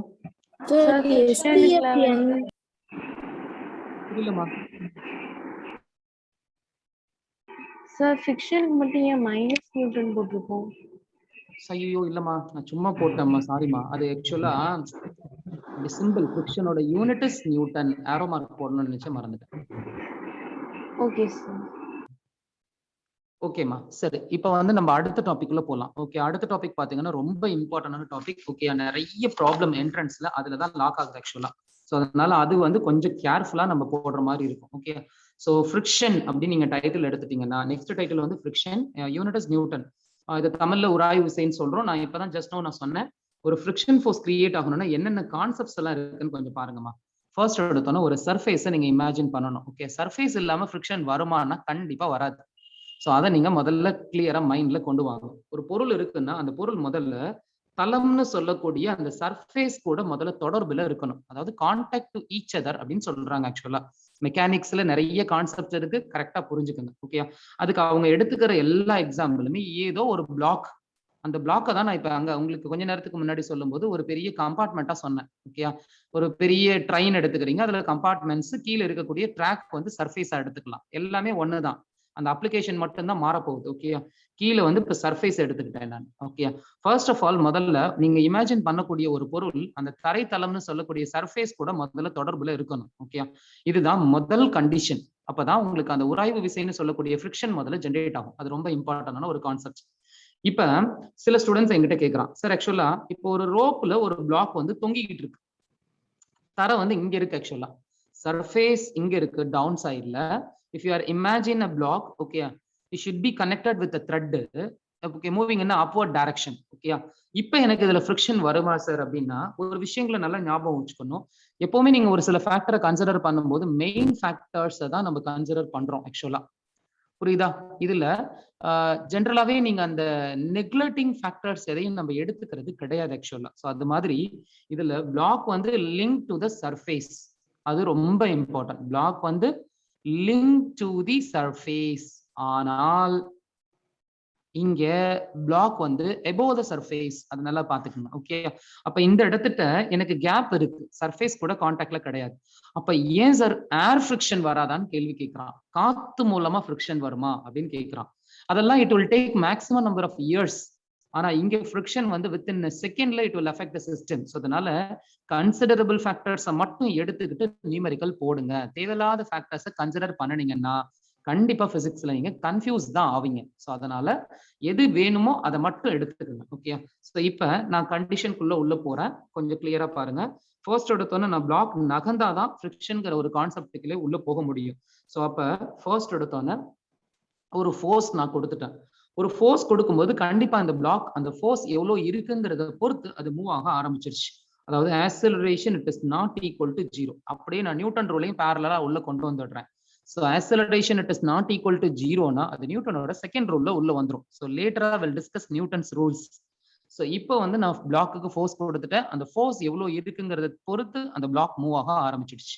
ஸோ இப்போ எனக்கு இது பாயிண்ட் ஏல இருந்து ஏதோ ஒரு பாயிண்ட் பிக்கு பர்டிகுலர் டிஸ்டன்ஸ்ல அந்த ஃபோர்ஸ் வந்து மூவ் ஆகுது. ஆக்சுவலா சாரி, அந்த பிளாக் வந்து மூவ் ஆகுது. ஓகேயா, ஃபைன். இப்போ ஆட்டோமேட்டிக்கா இப்போ நம்ம அடுத்த பார்ட்டுக்கு போறோம். இப்ப இந்த சர்ஃபேஸ் ரொம்ப இம்பார்ட்டன்டா இருக்கு இங்க ஆக்சுவலா. ஏன்னா ரெண்டுக்குமே அந்த பர்டிகுலரா பிளாக்குக்கும் கீழே இருக்கக்கூடிய அந்த எனி ஒன் லைனுக்குமான அந்த கான்டாக்டே அந்த சர்ஃபேஸ் தான் கொடுக்குது. அந்த சர்ஃபேஸ் ஜென்ரலா நம்ம சிலபஸ்ல என்னென்ன சொல்றாங்க எக்ஸாம்பிள்னு போட்டுக்குங்க இந்த டயக்ராம. ஸோ ஃபிரிக்ஷன்ல நிறைய கான்செப்ட் இருக்கு, கிளியரா புரிஞ்சுக்குங்க. ஃபர்ஸ்ட் ஒன் ஸ்மூத் சர்ஃபேஸ் அப்படின்னு சொல்றாங்க. நான் ஷார்ட்டா எஸ்எஸ்ன்னு போடுவேன் எல்லா ப்ராப்ளம்லையும். நான் ஸ்டோரி எல்லாம் எதுவும் சொல்லல, உங்களுக்கான கம்ப்ளீட் ப்ராப்ளம்ஸ்க்கான கான்செப்டை நான் எடுத்துக்கிட்டு இருக்கேன். இதெல்லாம் எதுவுமே புரியலைன்னா ப்ராப்ளம் எதுவுமே போட முடியாது. செகண்ட் ஒன் வந்து ஆர்எஸ்மா, ரஃப் சர்ஃபேஸ் அப்படின்னு சொல்றாங்க ஆக்சுவலா. ஸோ இப்ப எந்த ப்ராப்ளமா இருந்தாலும் நீங்க முதல்ல ப்ராப்ளமை கேட்டகரைஸ் பண்ணணும். பிரிச்சாதான் நீங்க பேஷண்ட்டை பிரிக்காம எப்படிமா ப்ராப்ளமை நீங்க கியூர் பண்ண முடியும், டிசீஸ் எப்படி கியூர் பண்ண முடியும்? அவனோட ப்ராப்ளம் எதையுமே நீங்க உங்களால சால்வ் பண்ண முடியாது, என்ன டிசீஸ்னே உங்களால ஃபைண்ட் பண்ண முடியாது. ஸோ அதனால முதல்ல நியூமெரிக்கல்ஸை பிரிக்க தெரியணுமா, ப்ராப்ளம்ஸை ஸ்ப்ளிட் பண்ணி கான்செப்ட்ஸ்க்கு தகுந்த மாதிரி ஷார்ட்கட் உள்ள கொண்டு வரணும். ஸோ அதனால முதல்ல நீங்க ப்ராப்ளம் அப்ரோச் பண்ணும்போது ஃபர்ஸ்ட் இனிஷியலா அது ஸ்மூத் சர்ஃபேஸா ரஃப் சர்ஃபேஸான்னு நீங்க கண்டுபிடிக்கணுமா. ஸோ முதல்ல ஸ்மூத் சர்ஃபேஸ்னா உங்களோட ட்ராக்கே வேற, ரஃப் சர்ஃபேஸ்னா டோட்டலா வேற. நீங்க ரஃப் சர்ஃபேஸ் அப்படின்னா நீங்க ஃபுல்லாவே ஃபிரிக்ஷனை மேஜரா வச்சுதான் நீங்க போடுற மாதிரி இருக்கும். ஓகேயா, சோ ஃபிரிக்ஷன் இஸ் மேக்ஸிமம்னே சொல்லலாம். ஸ்மூத் சர்ஃபேஸை பொறுத்தவரை நெக்லெக்டிங் ஃபிரிக்ஷன்மா, கண்டிப்பா அந்த ஃபிரிக்ஷனை நீங்க எடுத்துக்கிற தேவையே கிடையாது. ஓகே, நான் தான் சொல்லிட்டேன் கான்செப்டே ஸ்மூத் சர்ஃபேஸ்னு சொல்லிட்டேன். அதுக்கு தான் ஒரு சின்ன உதாரணம் உங்க டெக்ஸ்ட் புக்ல கொடுக்குறாங்க. ஒரு சர்ஃபேஸ் இருக்கு, இன்க்ளைன்டட் சர்ஃபேஸா எடுத்துக்கிறாங்க. இங்க ஒரு பாலை இமேஜின் பண்ண சொல்றாங்க. உங்க புக்ல நிறைய எக்ஸாம்பிள்ஸ் இருக்கு ஆக்சுவலா. எல்லாத்தையும் ரீட் பண்ணி நான் உங்களுக்கு காமனா சொல்லிடுறேன். கான்செப்டை எக்ஸ்பிளைன் பண்ணிடுறேன். இப்ப இந்த சர்ஃபேஸ் வந்து ஒரு ஸ்மூத் சர்ஃபேஸ்மா. இந்த சர்ஃபேஸ் வந்து ஒரு ரஃப் சர்ஃபேஸ். இப்ப நீங்க பால் வந்து மேல ஒரு பர்டிகுலர் ஃபோர்ஸ்ல நீங்க கொடுத்துடுறீங்க. பால் வந்து கிரவுண்டுக்கு வருதுமா. எந்த சர்ஃபேஸ்ல நம்ம பால் வந்து வேகமா கீழே வரும்? Smooth surface. ஸ்மூத் சர்ஃபேஸ்ல வந்து பால் வந்து வேகமா கீழே வருது. என்ன காரணத்தினால கீழே வருது? ஏன் ரஃப் சர்ஃபேஸ்ல அந்த ஸ்பீட் அந்த பால் வந்து return back to the ground வர்றதுல no friction. Friction one of the reason வந்து ஃபிரிக்ஷனா நம்ம சொல்லலாம். ஓகேயா? அதாவது இதுல ஃபிரிக்ஷன் கிடையாது. ஓகேயா? ஃபிரிக்ஷன் லோ, அதாவது நெக்லெக்டிங்னு சொல்லிடலாம். சாரி மாத்தி சொல்றேன். இங்க ஃபிரிக்ஷன் வந்து லோ, நெக்லெக்டிங் அப்படின்னு நம்ம சொல்லலாம். ஆக்சுவலா smooth சர்ஃபேஸ்ல friction is not there.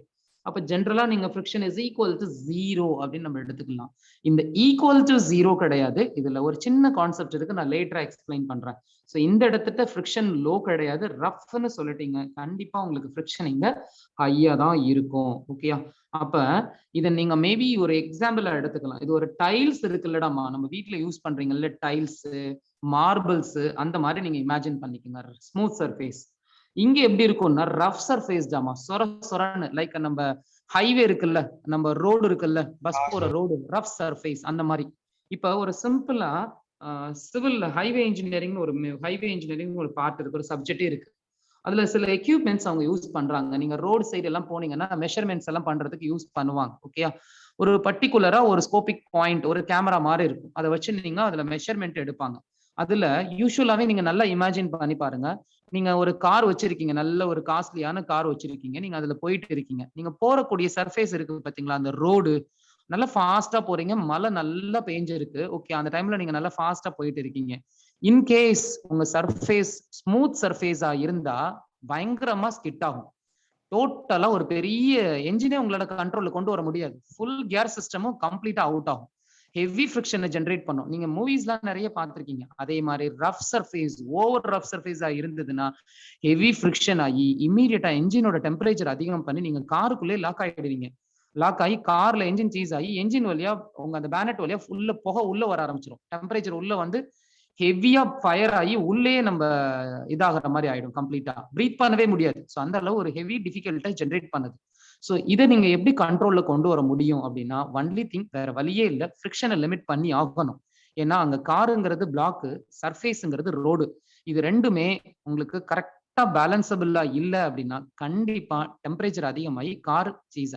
இப்ப ரீசெண்டா கூட ஒரு 2 days பேக் ஏதோ ஒரு ஊர்ல கார் வந்து போயிட்டு இருக்கும்போது ஃபுல்லா ஃபயர் ஆகி அந்த பர்சன் வெளியில ஓடியாந்து கம்ப்ளீட்டா அது என்ஜினே சீஸ் ஆகி ஃபுல்லா பிளாஸ்ட் ஆச்சுன்னு சொல்லி நியூஸ்ல பார்த்தேன் நான் ஆக்சுவலா. ஸோ இது எல்லாத்துக்குமே ஒன் ஆஃப் த ரீசன் வந்து கண்டிப்பா அந்த பிளாக்குக்கும் அந்த சர்ஃபேஸுக்குமான பிசிக்கல் ஃபேக்டர்ஸ் ஒழுங்கா பேலன்சபிளா இல்ல.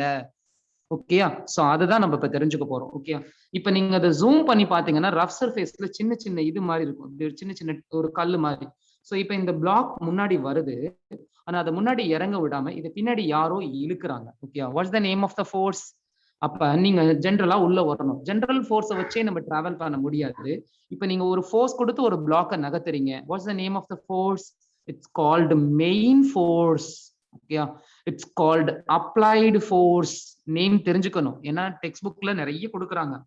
ஸோ எல்லா புக்கையும் கம்ப்ரஸ் பண்ணி தான் உங்களுக்கு நான் கிளாஸ் எடுக்கிறேன். ஸோ அப்போ நீங்க கிளாஸ் நோட்ஸ்ல இதெல்லாம் நோட் பண்ணிக்கோங்க. ஏன்னா கொஸ்டின் பேப்பர் பொறுத்த வரையும் அவங்க என்ன வேர்டு யூஸ் பண்றாங்கன்னு தெரியாது டெக்னிக்கல் வேர்ட்ஸை பொறுத்தவரை. ஸோ அதனால உங்களுக்கு கிளாரிட்டி வேணும் டெக்னிக்கல் வேர்ட்ஸ்ல, இல்லைன்னா கண்டிப்பா நியூமெரிக்கலோட டைரக்ஷன் ஒழுங்கா புரியாது. ஸோ அப்போ main force or applied force அப்படின்னு நம்ம சொல்லிடுறோம். So with help of the main force block move ஆக ஆரம்பிச்சிருச்சு. ஆனா நான் உங்கள்கிட்ட இப்ப என்ன சொல்லியிருக்கேன், இந்த சர்ஃபேஸ் ஒரு ரஃப் சர்ஃபேஸ் அப்படின்னு நான் சொல்லிட்டேன். ஓகேயா? ரஃப் சர்ஃபேஸா இருக்கும்போது கண்டிப்பா உங்களுக்கு ஃபிரிக்ஷன் ஸ்மால் எஃப் தான் யூஸ் பண்ணணும், கேபிட்டல் எஃப் யூஸ் பண்ணக்கூடாது. ஓகேயா? Friction it should be equal to 0 அப்படின்னு நம்ம சொல்ல முடியாது. ஏன்னா நான் ரஃப் சர்ஃபேஸ்ன்னு சொல்லிட்டேன். கண்டிப்பா ஃபிரிக்ஷன் மேக்ஸிமமா இருக்கும். Not equal to 0. இதெல்லாம் தான் கண்டிஷன்ஸ். இங்க ஃபிரிக்ஷன் நாட் ஈக்குவல் டு 0னா இங்க ஃபிரிக்ஷன் இஸ் ஈக்குவல் டு 0. அதான் நான் சொல்லட்டேன். ஓகே? சோ அப்ப இங்க நம்ம ரிகார்டிங் ஃபிரிக்ஷன் தான் நம்ம டிஸ்கஸ் பண்றோம். சோ அதனால friction it is not equal to 0 அப்படின்னு நம்ம சொல்லியிருக்கோம். சோ அப்ப ஃபிரிக்ஷன் எனக்கு இங்க மேக்சிமமா இருக்கு. எங்க மேக்சிமம் எங்க மினிமம், அதாவது இங்க மேக்சிமம்னு சொல்லலாம். அதை தான் நாங்க ஹைன்னு சொல்லுவோம். இங்க லோ, அதாவது சுத்தர ஜீரோன்னு சொல்ல முடியாது. அது டெக்னிக்கலா ஒரு சில விஷயங்கள் இருக்கு, நான் சொல்றேன். சோ அடுத்து இந்த இடத்துக்கு நாங்க என்ன வேர்டு யூஸ் பண்ணலாம்னா மினிமம் அப்படிங்கிற வேர்டு யூஸ் பண்ணலாம். ஆனா அந்த மினிமம் தான் நீங்க நெக்லெக்ட் பண்ணிக்கிறீங்க. ஓகேயா? கால்குலேஷன் போடும்போது அதை நம்ம நெக்லெக்ட் பண்ணிக்கிறோம். மேக்சிமமா இருக்கும் பட்சத்துல நம்ம அதை நெக்லெக்ட் பண்றது கிடையாது. ஓகேயா? சோ இப்ப அடுத்து return back to the main concept. Just a minute.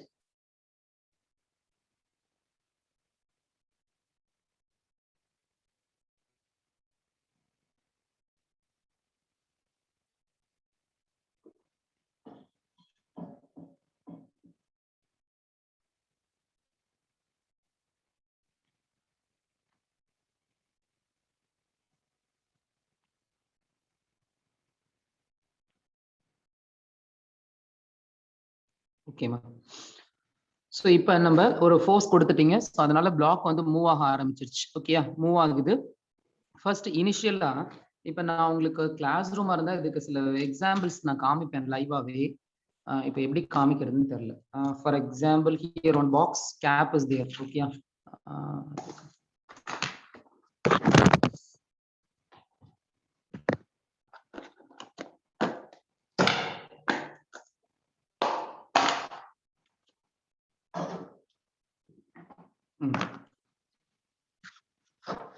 Listen, so இப்போ இது ஒரு surface. You just imagine one cap is there, one box gap. Okay, just like ஒரு இந்த கேப்ல வந்து ஃபார் எக்ஸாம்பிள் இருங்களேன் 1 செகண்ட். இப்போ இது வந்து surface. ஓகேயா? இந்த surfaceல you just imagine this tablet is like ஒரு block. ஓகே, இப்போ இந்த block நான் வச்சிட்டேன். இப்போ சிம்பிள் லாஜிக் பாருங்களேன். இப்போ நான் உங்களுக்கு இதை வெர்டிக்கல் பொசிஷன்ல காமிக்கிறேன். வெர்டிக்கல் பொசிஷன்ல இப்ப இந்த சர்ஃபேஸ்க்கும் ஓகே, இந்த சர்ஃபேஸ்க்கும் இந்த பிளாக் இருக்குல்ல, இந்த சர்ஃபேஸ்ல இதை உட்கார வச்சுட்டேன் நான். ஓகே, இப்ப இது கான்டாக்ட் டு ஈச் அதர் அப்படிங்கிற ஒரு கான்செப்ட்ல இருக்கு. ஓகே, சோ அதுக்கு முன்னாடி இப்ப கேப் இருக்கு. இப்ப இது சர்ஃபேஸ்ல உட்காந்துருச்சு. இப்படி உட்காரும் போது இந்த கான்டாக்ட் ரேஷியோன்னு சொல்றாங்கம்மா. இதுதான் ரொம்ப இம்பார்ட்டன்ட் மெக்கானிக்ஸ்ல. இந்த சிஆர் வந்து to play the major role நிறைய இடத்துல. ஸோ இந்த கான்டாக்ட் ரேஷியோ இதை தமிழ்ல என்ன சொல்லலாம் அப்படின்னு எடுத்துட்டீங்கன்னா, இதுக்கு தமிழ்ல வந்து பேர் வந்து சொல்லணும்னா கரெக்டா சொல்லணும்னா தொடர்பு விகிதம் அப்படின்னு நம்ம சொல்லலாம். ஆக்சுவலா இந்த கான்டாக்ட் ரேஷியோ லவுடா இருக்க முடியுமா சார்? புரியலமா? கொஞ்சம் இன்னும் கொஞ்சம் சத்தமா பேசுறீங்களா? கேட்கல சார். அப்படியா? உனக்கு மட்டும் கேட்கலையா இல்ல எல்லாருக்குமே வாய்ஸ் ப்ராப்ளம் இருக்காமா? கேக்குது சார். ஓகேம்மா, சரி. இப்போ வந்து நம்ம இந்த சர்ஃபேஸ் இருக்குல்ல, இந்த சர்ஃபேஸ்க்கும் இந்த பிளாக்குக்குமான அந்த சிஆர்ங்கிற ஃபேக்டரை வச்சுதான் நம்ம ஃபுல்லாவே மெக்கானிக்ஸை ப்ளே பண்ற மாதிரி இருக்கு. ஆக்சுவலா இந்த கான்டாக்ட் ரேஷியோ, இந்த தொடர்பு விகிதம் எப்படி இருக்கு அப்படிங்கறதா. அதாவது ரெண்டு கான்செப்ட் தான். ஒன்னு மினிமமா இருக்கா இல்ல மேக்சிமமா இருக்கா. இப்ப நான் இந்த பாக்ஸ் வந்து ஒரு இன்க்ளைன்டா வச்சிருக்கேன் நான். ஓகே, ஏதோ ஒரு ஆங்கிள் ஒரு 45 டிகிரி இன்க்ளைனேஷனா நான் வச்சிருக்கேன் இந்த பாக்ஸை. இப்ப நான் இது மேல ஸ்டாப்லர் வச்சுட்டேன். ஓகே, இப்ப எனக்கு அந்த ஸ்டாப்லர் வந்து கீழே போயிடுச்சு, மூவ் ஆகி கீழே போயிடுச்சு. இப்ப இது ஃபாஸ்டா போச்சு. என்ன ரீசன் அப்படின்னா இந்த சர்ஃபேஸ் கொஞ்சம் பாக்ஸ் சர்ஃபேஸ் கொஞ்சம் எனக்கு சாஃப்டா தான் இருக்கு. ஆக்சுவலா கொஞ்சம் இல்ல நிறையவே சாஃப்டா தான் இருக்கு. ஓகே, சோ அப்ப இது ஒரு ஸ்மூத் சர்ஃபேஸ் நான் சொல்லிட்டேன். எனக்கு பிளாக் ஃபாஸ்டா கீழே இறங்குது. அப்ப இது ரெண்டுக்குமான கான்டாக்ட் ரேஷியோ எப்படி இருக்கு? ஓகே, அதே இது for example if you R imagine rough surface அப்படின்னா இந்த கான்டாக்ட் ரேஷியோ கொஞ்சம் அதிகமா இருக்கிறதுனாலதான் இந்த பிளாக்னால கீழே வர முடியல. ஸோ அதனால நீங்க எந்த ஒரு கான்செப்ட் எடுத்துட்டீங்கன்னாலும் ரிகார்டிங் இந்த ஃபோர்ஸ், இந்த ரிகார்டிங் ஃபிரிக்ஷன்ல நீங்க உள்ள வரும்போது இந்த contact ratio to play the major role. இப்போ இந்த பிளாக்குக்கும் இந்த சர்ஃபேஸுக்கும் இடையில இருக்கக்கூடிய அந்த சிஎஃப் நோட் பண்ணிக்கோங்க. Contact ratio it's called CR, not CF, சிஆர்மா. கான்டாக்ட் ரேஷியோ இது ஹையா இருந்துச்சுன்னா, எனக்கு இப்ப நீங்க தான் சொல்ல போறீங்க இந்த கான்டாக்ட் ரேஷியோ ஹையா இருந்தால், இது எல்லாமே புல்லட் பாயிண்ட்ஸ், இது எல்லாமே கான்செப்ட், இதெல்லாம் தெரிஞ்சாதான் நீங்க ப்ராப்ளம்குள்ள போகவே முடியுமா. மெக்கானிக்ஸை பொறுத்தவரை இனிஷியலா உங்களுக்கு ப்ராப்ளம் ப்ராப்பரா அப்ரோச் பண்ண தெரியல அப்படின்னா கண்டிப்பா ப்ராப்ளம் போடவே முடியாது. ஸ்டெப்ஸ் எதுவுமே சால்வ் பண்ண முடியாது. ஏன்னா இதுல எதுலையுமே ஃபார்முலா பேஸ்டு ப்ராப்ளம்ஸே கிடையாது. எல்லாமே ஃபார்முலா, எல்லாமே கான்செப்ட் பேஸ் பண்ணி தான் நீங்க ப்ராப்ளம் சால்வ் பண்ற மாதிரி இருக்கு. ஸோ அதனால கான்செப்ட்ஸ் எல்லாத்தையும் கிளியரா நோட் பண்ணிக்கோங்க. எதையும் மிஸ் பண்ணிடாதீங்க. டவுட்டை கிளாரிஃபை பண்ணிக்கோங்க. ஸோ இப்போ இந்த கான்டாக்ட் ரேஷியோ ஹையா இருந்தா ஃப்ரிக்ஷன் எப்படிமா இருக்கும்? எனக்கு ஒரு கொஸ்டின் நான் உங்கள்கிட்ட கேட்கிறேன். If you R imagine contact ratio become very high அப்படின்னா ஃப்ரிக்ஷன் எப்படி இருக்கும்? அதிகமா இருக்கும் அதிகமா இருக்கும் எப்படி எடுத்துக்கலாம்? ஒரு சின்ன லாஜிக்கா நம்மளே ஒரு ஈக்குவேஷன் கிரியேட் பண்ணலாமே. Contact ratio is proportionality to friction அப்படின்னு ஒரு கான்செப்ட கொண்டு வரலாமா? அப்ப கான்டாக்ட் ரேஷியோ ஹை பண்ண ஃபிரிக்ஷனும் ஹை ஆகுது. கான்டாக்ட் ரேஷியோ நீங்க குறைக்க ஃபிரிக்ஷனும் லோ ஆயிடுது. அப்ப நம்ம ஒரு கான்செப்ட் கொடுக்கலாமே, லைக் ஓம்ஸ் லா சயின்டிஸ்ட் மாதிரி நம்மளும் இவ்வளவு விஷயங்கள் படிக்கிறோம். ஒரு சின்ன ஒரு கான்செப்ட் நம்ம சொல்லுவோமே, contact ratio is proportionality to friction, not inversely proportional. அதுதான் ரொம்ப இம்பார்ட்டன்ட். ஓகேயா? சோ அப்ப இங்க நான் கான்டாக்ட் ரேஷியோ ஹையா இருக்குன்னு தான் நான் சொல்லிட்டேன். ஏன்னா நான் மேக்ஸிமம்னு சொல்லிட்டேன். அப்ப கான்டாக்ட் ரேஷியோ மேக்ஸிமம் இருக்குன்னா கண்டிப்பா இங்க ஃபிரிக்ஷனும் எனக்கு மேக்ஸிமமா இருக்குன்னு தான் அர்த்தம். இப்ப ஃபிரிக்ஷனை எங்க நம்ம கொண்டு வரலாம்? மெக்கானிக்ஸை பொறுத்த வரையும் ஒரு அப்ளைடு ஃபோர்ஸ் எங்க கொடுக்குறீங்களோ அதுக்கு ஆப்போசிட் சைடுல தான் ஃபிரிக்ஷன் ஜென்ரேட் ஆகும். அதனுடைய எதிர் திசையில வரணும். ஸ்மால் எஃப் தான் போடணும். ஓகேயா? இப்ப என்னென்ன கான்செப்ட்ஸ் நான் மறுபடியும் கொண்டு வரேன் இந்த யூனிட் முடியிற வரைக்கும். ஓகேயா? கம்ப்ளீட்டா இந்த மெக்கானிக்ஸ்ங்கிற டாபிக் முடியிற வரைக்குமே இந்த கான்செப்ட் எல்லாம் நிறைய சாப்டர்ல நான் ரிப்பீட் பண்ணுவேன். அது எஸ்பெஷலி இந்த சாப்டர் முடியிற வரைக்கும் நான் ரிப்பீட் பண்ணிட்டே இருப்பேன். ஒரு சின்ன எக்ஸாம்பிள் நான் சொல்லிடுறேன். அந்த எக்ஸாம்பிள் மூலமா நீங்க கிளியரா ஞாபகம் வச்சுக்கலாம். ஓகேயா? இப்ப ஒரே ஒரு விஷயம் சொல்லிடுறேன், மைண்ட்ல ஏத்திக்கங்க. இதுல ஃபிரிக்ஷன் எஃப் இருக்கு பாத்தீங்களா? இந்த ஃபிரிக்ஷன் ஸ்மால் எஃப் அப்படிங்கிறது ஒரு மதர், ஒரு அம்மா. ஓகேயா? இந்த அம்மாவுக்கு 2 சைல்டு இருக்காங்க. ஓகேயா? 2 பசங்க இருக்காங்க. ஒரு பையனோட பேர் என்ன அப்படின்னு எடுத்துக்கிட்டேன்னா, ஒரு பையனோட பேர் வந்து என். ஓகேயா? இன்னொரு பையனோட பேர் என்ன அப்படின்னா எம்ஜி அப்படின்னு எடுத்துக்கலாம். ஃபார் எக்ஸாம்பிள் என்னோட நேம் வந்து தினேஷ் அப்படின்னா என் தம்பி நேம் இளங்கோ அப்படின்னு நான் எடுத்துக்கிறேன். ஓகேயா? ஸோ இப்போ எங்க வீட்டுல நாங்க 2 பேர் தான். ஸோ இப்போ என் அண்ட் எம்ஜி இஸ் தேர். இப்ப இங்க எஃப்ங்கிற மதருக்கு என் அண்ட் எம்ஜி இஸ் தேர் அப்படின்னா நான் என்னதான் பெரிய பையனா இருந்தாலும் நீங்க நிறைய வீட்டுல பாருங்களேன், அந்த லாஸ்ட் பையன் இருப்பான், லாஸ்ட் ஒரு பொண்ணு இருப்பான், அந்த கடைசி பசங்க மேல நம்ம மம்மி வந்து கொஞ்சம் எப்பவுமே சிங்க் ஆவாங்க.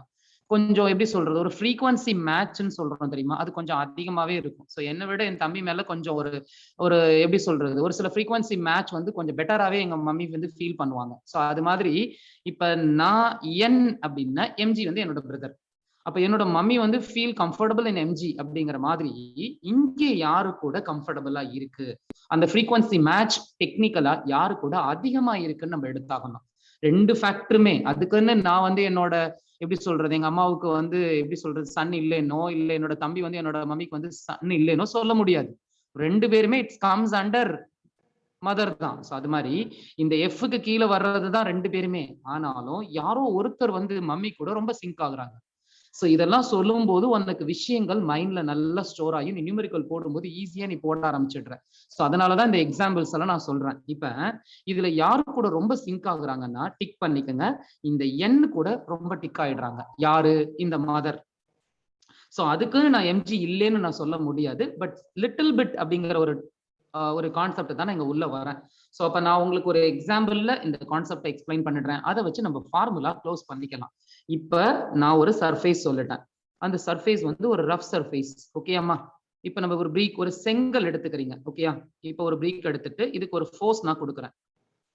ஸ்கிரீன்ல தெரியுதா? அந்த ஃபோர்ஸ் வந்து ஹரிசாண்டல் ஃபோர்ஸா வெர்டிகல் ஃபோர்ஸாமா? ஹரிசாண்டல் ஃபோர்ஸ் நான் கொடுக்குறேன். நீங்க கொஞ்சம் அப்படியே லைவா இமேஜின் பண்ணுங்க. நான் கிளாஸ் ரூமா இருந்தா கொஞ்சம் ஏதாவது எக்யூப்மெண்ட்ஸ் வச்சு காமிக்க முடியும். இது ஆன்லைன் கிளாஸ்ங்கிறதுனால ஒன்லி திங் நான் டு ஷோ த டயக்ராம் அதான் என்னால பண்ண முடியும். ஸோ அதனால நீங்க கொஞ்சம் அப்படியே லைட்டா அப்படியே கொஞ்சம் கண்ணு முன்னாடி ஒரு அசம்ஷனை கொண்டு வாங்க. ஓகேயா? இப்ப நீங்க ஒரு சர்ஃபேஸ் இருக்கு, ஒரு ரஃப் சர்ஃபேஸ், ஒரு ரோடு இருக்கு. நம்ம வீட்டு பக்கத்துல ஏதோ ஒரு பஸ் போற ரோடு, ஒரு ஹைவே, ஒரு ரோடு இருக்கு. அந்த ரோடு மேல நீங்க ஒரு செங்கல் எடுத்து வச்சுக்கிட்டீங்க. ஓகேயா? அந்த செங்கலை நீங்க முதல்ல ஹரிசாண்டலா புடிச்சுக்கங்க. இந்த கார்னர்ல புடிச்சு இப்படி நீங்க மூவ் பண்றீங்க. ஃபார் எக்ஸாம்பிள் இப்ப நான் அந்த பென் கேப் இருக்கு, இந்த ஹைலைட்டர் இருக்குல்ல, சோ இதோட கேப் இருக்குல்ல, இங்க நான் பிடிக்கிறேன், இந்த இடத்துல நான் பிடிச்சுக்கிறேன். சோ இப்ப நான் மூவ் பண்றேன். இப்ப எப்படி இருக்கு, என்னோட ஃபோர்ஸ் வந்து ஹரிசாண்டலா இந்த ஹைலைட்டர் பென்னை மூவ் பண்ணுது. ஆக்சுவலா இட்ஸ் லைக் ஒரு பிளாக்கை நான் மூவ் பண்றேன். ஓகேயா? இப்ப நான் ஒரு ஃபோர்ஸ் கொடுத்துருக்கேன். The name of the force ஜென்ரலாவே ஒரு ஹரிசாண்டல் அப்ளைட் ஃபோர்ஸ் நான் கொடுத்துட்டேன். ஸோ அதனால எனக்கு இந்த பிளாக் மூவிங்ல இருக்கு. இது ஒரு கீழே ரஃப் சர்ஃபேஸ், ஆப்போசிட் சைட்ல ஃப்ரிக்ஷன் ஆகுது, கண்டிப்பா ஆகுது. எனக்கு நீங்க இதை எடுத்தீங்கன்னா லைட்டா செங்கல் இது, ஸோ லைட்டா பவுடர் கொட்டி இருக்கும். அதனால இந்த செங்கலோட திக்னஸ் வந்து கொஞ்சம் குறைஞ்சிருக்கும். ஸோ இந்த ரிசல்ட்ஸை ப்ராக்டிக்கலா நீங்க பண்ணிடுறீங்க. ரிசல்ட்ஸ் வந்து நீங்க அப்டைன் பண்ணிட்டீங்க. இப்ப இன்னொரு அசம்ஷன் வாங்க. செகண்ட் அசம்ஷன், செகண்ட் ப்ராசஸ், நீங்க ஹாரிசாண்டலா கொடுத்த ஃபோர்ஸை இப்ப நான் வெர்டிகலா கொடுக்க போறேன். இப்படி உங்களுக்கு ஸ்கிரீன்ல நான் காமிச்சா இப்படிதான் காமிக்க முடியும். ஸோ இப்படி கொடுக்கணும் இப்ப வெர்டிகலா. புரியுதா உங்களுக்கு? இப்ப வெர்டிகலா நான் ஃபோர்ஸை இங்க கொடுத்துட்டேன். இந்த இடத்துல ஒரு அழுத்தத்தை கொடுத்துட்டேன், ஒரு கம்ப்ரஸ்ட கொடுத்துட்டேன். இப்ப நான் இந்த இடத்துல நான் ஸ்கெட்சை பிடிச்சிட்டு ஹைலைட்டர் பென் மேல வெர்டிகலா ஸ்கெட்ச் வச்சிருக்கேன். இப்ப இதை பேஸ் பண்ணி நான் இப்படி மூவ் பண்றேன். பாருங்க, இப்படி நான் மூவ் பண்றேன். இதை பேஸ் பண்ணி இப்படி வெர்டிகலா அந்த பிளாக் வந்து மூவ் ஆகுது. ஓகேயா? இப்ப பாருங்களேன், எனக்கே சவுண்ட் நல்லா வந்தது. முதல்ல பார்த்தா எனக்கு சவுண்ட் கம்மியா இருந்தது. இப்ப நான் மூவ் பண்ணும்போது சவுண்ட் பயங்கரமா எனக்கு அந்த பேப்பர்ல இருந்து வருது. ஸோ இந்த ரெண்டு அசம்ஷன்ல எந்த அசம்ஷன்லமா ஃப்ரிக்ஷன் அதிகமாகி அந்த மெட்டீரியலோட திக்னஸ் இமீடியட்டா ரெடியூஸ் ஆகி நீங்க ஃபர்தரா அந்த ஃபோர்ஸ் அப்ளை பண்ணிட்டே இருந்தீங்கன்னா அந்த மெட்டீரியலோட மொத்த திக்னஸும் காலியாகி அந்த மெட்டீரியல் உடஞ்சு போயிடுமா? சோ அதனால எந்த ஃபோர்ஸ்ல ஃப்ரிக்ஷன் ரேட் ரொம்ப அதிகமா இருக்கும்னு நினைக்கிறீங்க?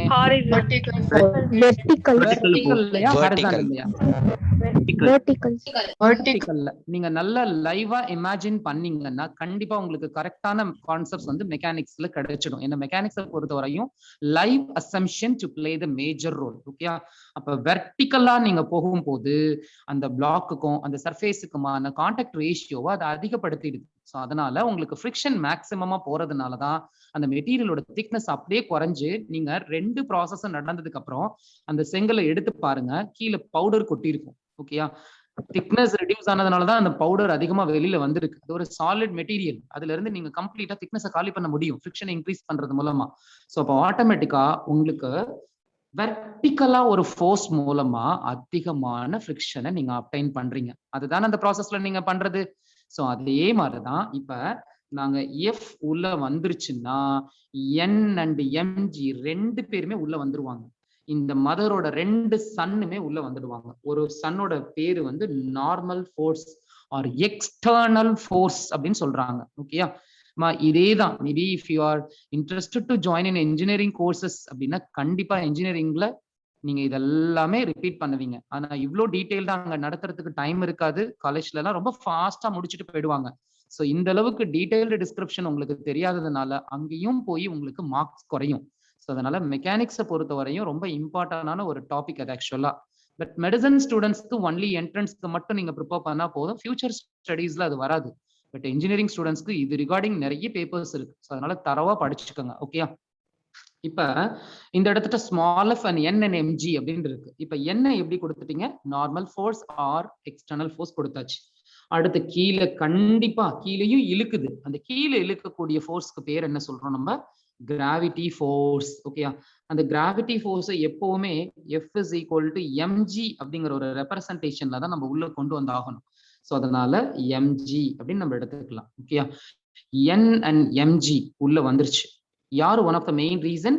உங்களோட மதர்னு சொல்லக்கூடிய எஃப் உள்ள வந்தாலே என் அண்ட் எம்ஜி உள்ள வரணும். ஆனா என்னோட அம்மாவுக்கே மரியாதை இல்லை. அப்புறம் எப்படி நான் அண்ணன் எப்படி போவேன், என்னுடைய பிரதர் எப்படி, என்னுடைய தம்பி எப்படி உள்ள போவான்? நாங்க ரெண்டு பேருமே it is comes under one system. அது மாதிரிதான் இதுல இந்த ஃப்ரிக்ஷன் உள்ள வரலன்னா இந்த எண்ணும் வராது, இந்த எம்ஜியும் வராது. ஓகே, அதான் நான் சொல்லிட்டேன். மம்மிக்கே அங்க ரெஸ்பெக்ட் இல்லை, அப்புறம் எப்படி அவங்களோட சன்னு உள்ள போவானா, அந்த ஃபங்க்ஷனுக்கு உள்ள போவானா? கண்டிப்பா போக மாட்டான். ஸோ அதனால இதுல எஃப் உள்ள வரலன்னா என்என்எம்ஜி வரக்கூடாது. எஃப் உள்ள வந்தா என்என்எம்ஜி ரெண்டுமே வந்துடும். ஓகேயா? ஆனால் இப்ப ஃபார்முலாக்குள்ள போகலாம். மேத்தமெட்டிக்கலா ஒரு ஃபார்முலா நம்மளுக்கு தேவை. அந்த ஃபார்முலா வச்சுதான் நம்ம ஃப்ரிக்ஷனை அனலைஸ் பண்ண முடியும். அப்ப small F is proportionality to யாராவது ஒருத்தர் கூட தான் இந்த ப்ரொபோர்ஷனல் ரொம்ப சிங்க் ஆகுது.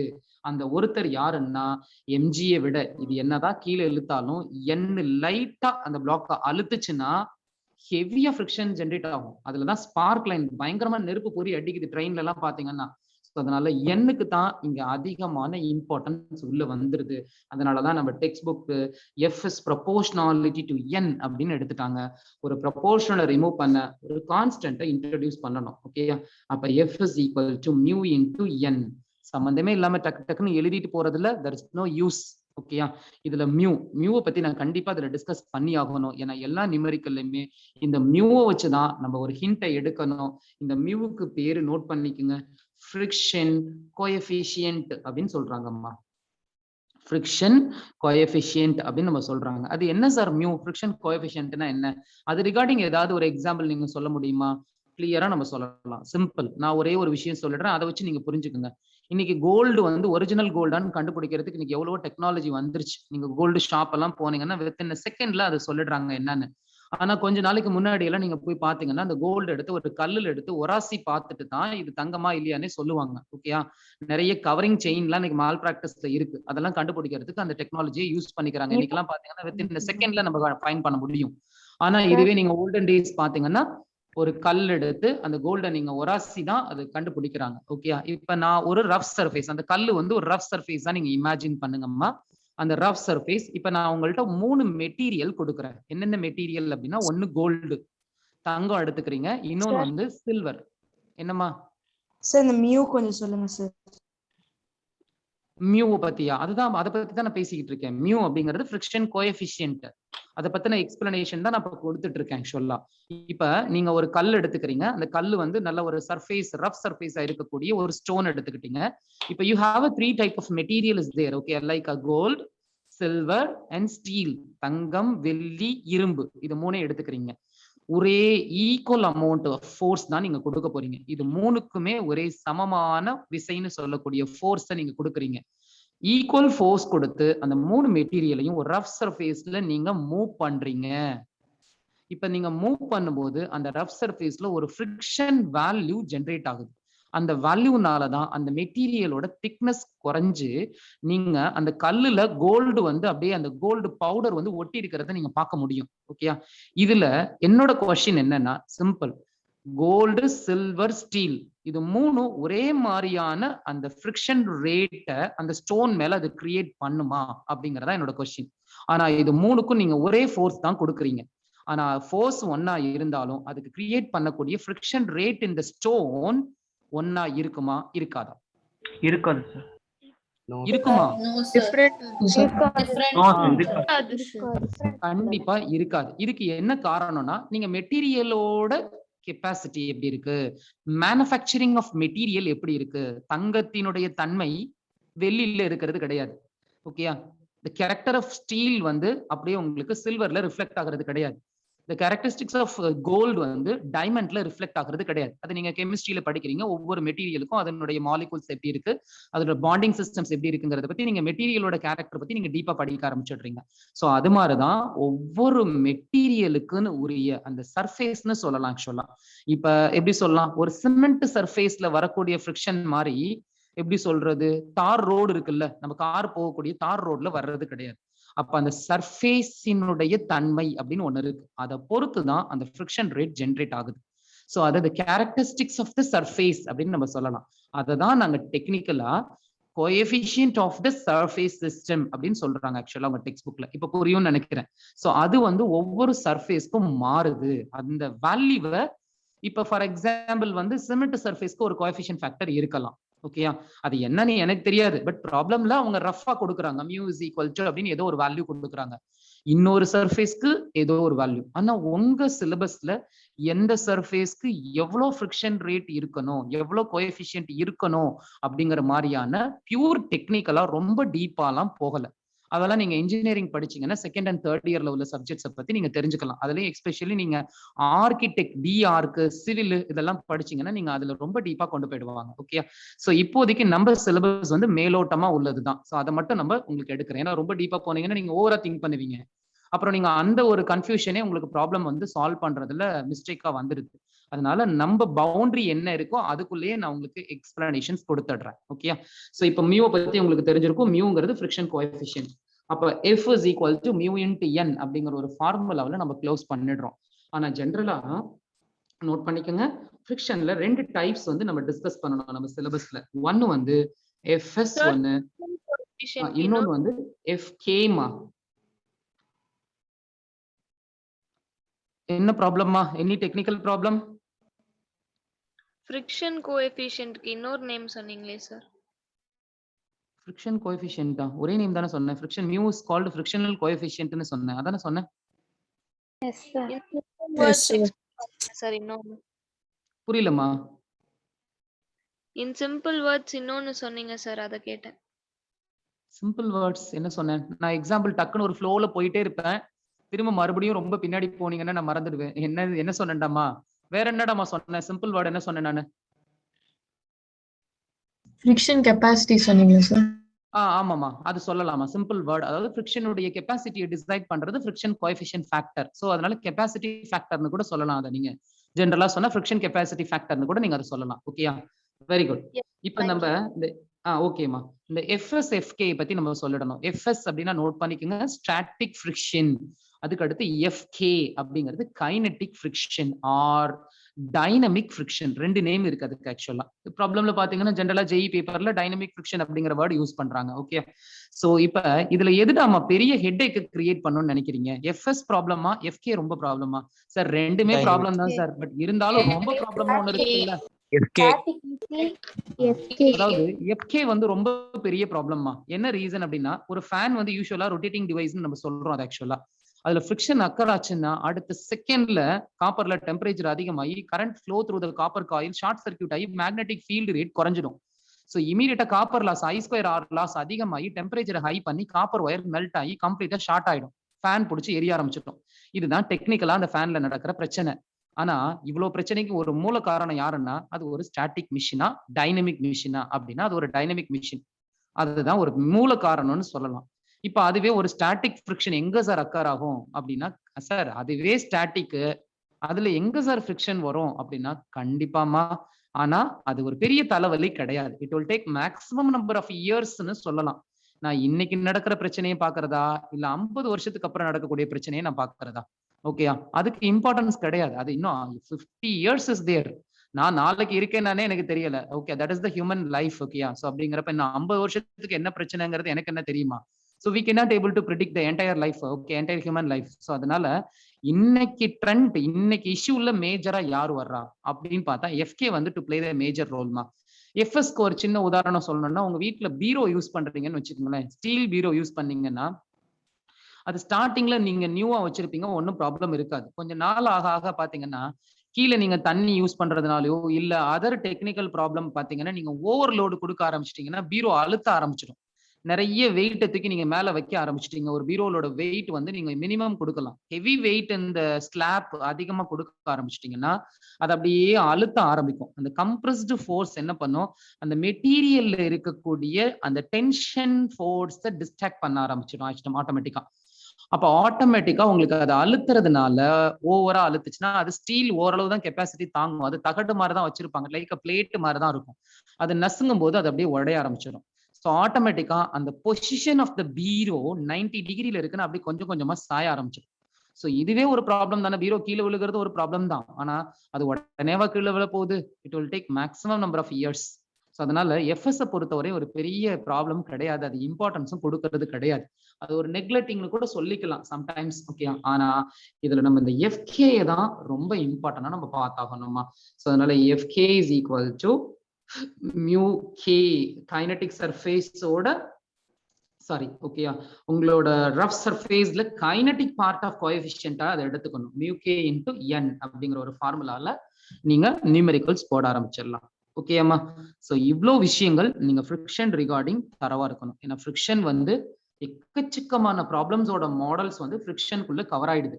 இது எல்லாத்தையும் என்னால திரும்ப மறுபடியும் ஃப்ரிக்ஷன் டைட்டில்னு ஒன்று நான் நடத்துவேன் தனியா. டைப் நம்பர் 7ல நான் ப்ராப்ளம் போடும்போது இதுல உள்ள கான்செப்ட் எல்லாம் வச்சு நான் ப்ராப்ளம் போடுவேன். திரும்ப என்னால மறுபடியும் ரிப்பீட் பண்ண முடியாது. ஸோ இன்னைக்கு கிளாஸ் நீங்க கிளியரா புரிஞ்சிங்கன்னா டைப் நம்பர் 7ல வர எல்லா ப்ராப்ளமும் நீங்க போடலாம். ஓகேயா? ஸோ அதனால இதுல எதுவும் டவுட் இருக்கா? டெக்னிக்கல் ப்ராப்ளம்ஸ் டெக்னிக்கல் இஷ்யூஸஸ் நம்ம அதில் கிளியரா ஃபில்டர் அவுட் பண்ணோம்னா முதல்ல you should know the concepts regarding the topic. அப்பதான் நீங்க அந்த டாபிக்ல வர டெக்னிக்கல் இஷ்யூஸஸ் சால்வ் பண்ண முடியும். ஸோ இதுல எதுவும் டவுட் இருக்காமா? No, sir. No, sir.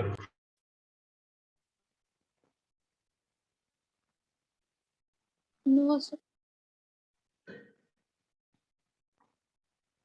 இதெல்லாம் ரஃபா நோட் பண்ணிக்கிட்டீங்களா? அப்படி S sir. Yes sir. Okay fine. Sir, mu k na என்னது sir? என்னம்மா புரியல, கொஞ்சம் சத்தமா. Mu k na என்னது sir? மியூ கேனா கைனடிக் கோஎஃபிஷியன்ட் ஃபேக்டர் அப்படின்னு சொல்லலாமா? Okay sir. Kinetic coefficient factor or rotating coefficient ஃபேக்டர்னு கூட சொல்லலாம்.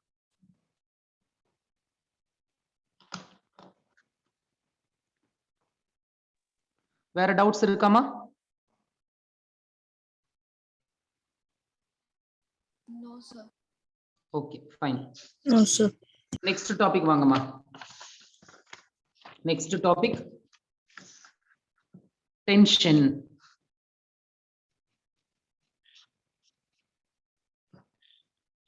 டென்ஷன் பேர்லயே கொடுத்துட்டான் அவனுக்கு. ஓகேயா, என்ன ஆயிருக்கு அந்த நேம்லயே உங்களுக்கான அவேர்னஸ் கொடுத்துட்டாங்க. ஓகேயா, என்ன அவேர்னஸ் பண்ணிருக்காங்க? என்ன just prevention is better then cure, என்ன அவேர் பண்ணிருக்காங்க? Tension, sir. அதான். ஓகேயா, டென்ஷன். டென்ஷன் ஆனா எவ்ரிதிங்ஸ் கெட் கன்ஃபியூஸ்டு. அதுதான் இங்க பிரச்சனையே. ஓகேயா, தயவு செய்து டென்ஷன் ஆகாதீங்க சார். நீங்க டென்ஷன்ல எடுக்கிற எல்லா டிசிஷனும் கண்டிப்பா இட் வில் கெட் டைலூட்டட் தான். ஓகேயா, சொல்றோமா? அதே வேர்டு தான் இங்கேயும் யூஸ் பண்றோம்.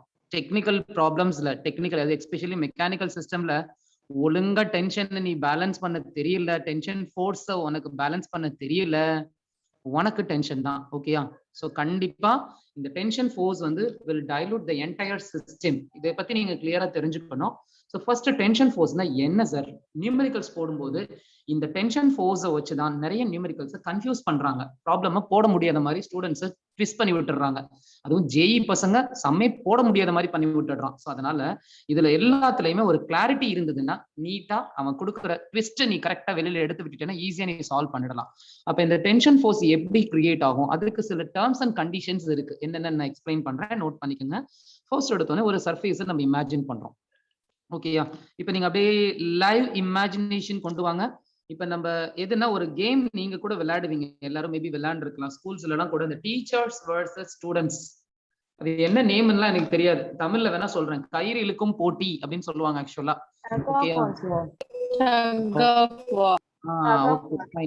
அந்த கேம் எல்லாம் எனக்கு மறந்து போச்சு. சோ அதனால வந்து அந்த ஒரு side one side teacher is there and other side students are there.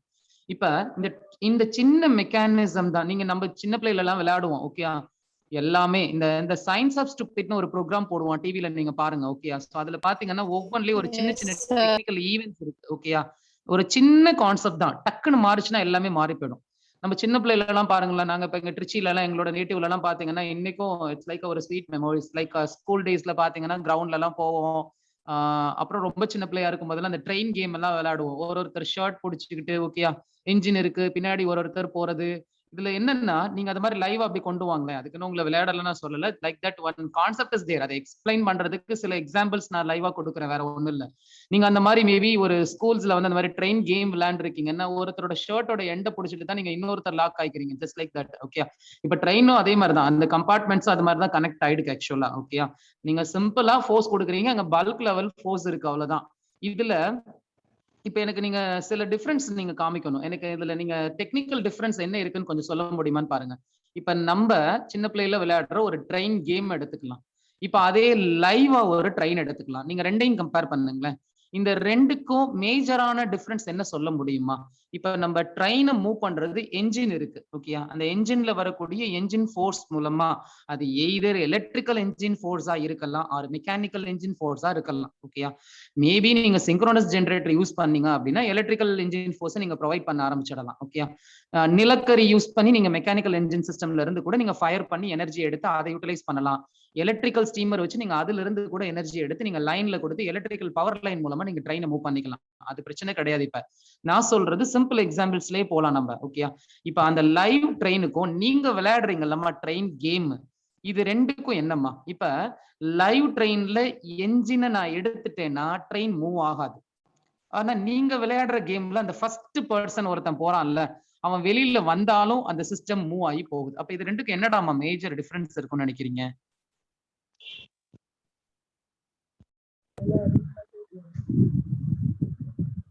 Engine தான் சார். என்ஜின் தான் மெயின் ரீசன். என்ஜின்ல இருந்து வரக்கூடிய ஃபோர்ஸ் தான் மெயின் ரீசன் ஆக்சுவலா. இப்ப என்ஜின் டிஸ்கனெக்ட் ஆயிடுச்சுன்னா ட்ரெயின்ல இருக்க எல்லா கம்பார்ட்மெண்ட்டும் மூவ் ஆகும்டாமா? மூவ் ஆகுமாமா? மூவ் ஆகுமா? மூவ் ஆகாது. ஓகே, இப்ப நீங்க அதே கேம் விளையாண்டுட்டு இருக்கீங்க, ஒருத்தர் ஷர்ட் பிடிச்சி இன்னொருத்தர் பிடிச்சிட்டு நின்னுட்டு இருக்கீங்க. அதுல ஃபர்ஸ்ட் உள்ளவனை கீழே தள்ளி விட்டுடுறீங்க, மத்தவங்க எல்லாம் ஒழுங்கா தானே போறீங்க, மத்த எல்லாருமே மறுபடியும் ரன் ஆக தானே போறீங்க ஆக்சுவலா. இப்ப எனக்கு நல்லா கவனிங்க, இதுல ஒரு சின்ன டெக்னிக்கல் இஷ்யூ ஒன்னு இருக்கு, மேஜரான இஷ்யூ அது ஆக்சுவலா. இப்ப நீங்க அந்த ஷர்ட் புடிச்சிட்டு நீங்க ரன்னிங்ல ஓடிக்கிட்டே இருக்கும்போது ஃபாஸ்டா நீங்க போயிட்டே இருக்கீங்க. திடீர்னு ஓகே இடையில இருக்கக்கூடிய ஒரு பையன் என்ன பண்றான் அப்படின்னா, கால் மூலமா தானே நீங்க மூவ் பண்ணி ஃபாஸ்டா நீங்க ஓடிட்டு இருக்கீங்க. அப்படி ஓடும்போது அவன் என்ன பண்ணிடுறான், தன்னோட கால் மூலமா இன்னொருத்தர் ஃப்ரண்ட்ல ஓடிட்டு இருக்காங்கல்ல, அவங்க காலும் இவன் காலும் ஒரு ஜிக்ஸாக்கா ஏதோ ஒரு ஃப்ளோ தட் மீன்ஸ் இடிச்சிருதுன்னு வச்சுக்கோ. தட்டி விட்டுறதுன்னு வச்சுக்கோ. கீழ விழுந்துடுறான்னு வச்சுக்கோவேன். இப்ப என்ன ஆகும்டாமா, எல்லா சிஸ்டமுமே ஹேங் ஆகுதுடாமா. அப்ப நீங்க ஒவ்வொரு பிளாக்குக்குமான இண்டிவிஜுவல் ஆக்டிங் ஃபோர்ஸஸ நீங்க டிபெண்ட் பண்ணி அந்த பிளாக்க மூவ் பண்றீங்க ஆக்சுவலா. அது வந்து எப்பவுமே ஒரு பெரிய பிரச்சனையை தான் கொடுக்கும் ஆக்சுவலா. சோ அந்த சிஸ்டம் தான் நம்ம இந்தியன் ரயில்வே நெட்வொர்க் வந்து ஆரம்ப காலத்துல பயன்படுத்தி அது ஃபெயிலியர் ஆகி ட்ராக் எல்லாம் உடைஞ்சு அதுக்கப்புறம் தான் டெக்னாலஜி மாறி மாறி இம்ப்ரூவ் ஆனதுக்கு அப்புறமேட்டு ஒரு சிஸ்டமோட மெயின் ஃபோர்ஸை கன்வெர்ட்டிங் ஃபோர்ஸா மாத்தி மத்த பிளாக்குக்கு கொடுக்க ஆரம்பிச்சுட்டாங்க. ஓகேயா? அப்ப அந்த மெயின் ஃபோர்ஸ் கன்வெர்ட்டிங் ஃபோர்ஸா மாறி மத்த பிளாக்குக்கு போக போக போக போக போக அது குறைய ஆரம்பிச்சிடும். ஸோ அதனால அந்த சிஸ்டம் எவ்வளோ வெயிட் போட்டீங்கன்னாலும் சூப்பரா அது மூவ் ஆக ஆரம்பிச்சிச்சு. இந்த டிராபேக்கை முதல்ல கண்டுபிடிச்சது சாதாரண ஒரு ட்ரெயின் கேம் விளையாடுறீங்கல்ல, இத ஒரு பிரிட்டிஷியன் சயின்டிஸ்ட், ஒரு யூகே சயின்டிஸ்ட் வந்து தன்னோட வெஹிக்கிள்ல அவர் போயிட்டு இருக்கும்போது லைவா ஒரு ட்ரெயின் கேம் இந்த மாதிரி அந்த காலத்துல விளையாண்டுட்டு இருக்கிறத அவர் லைவா பாக்குறாரு ஆக்சுவலா. ஓகேயா?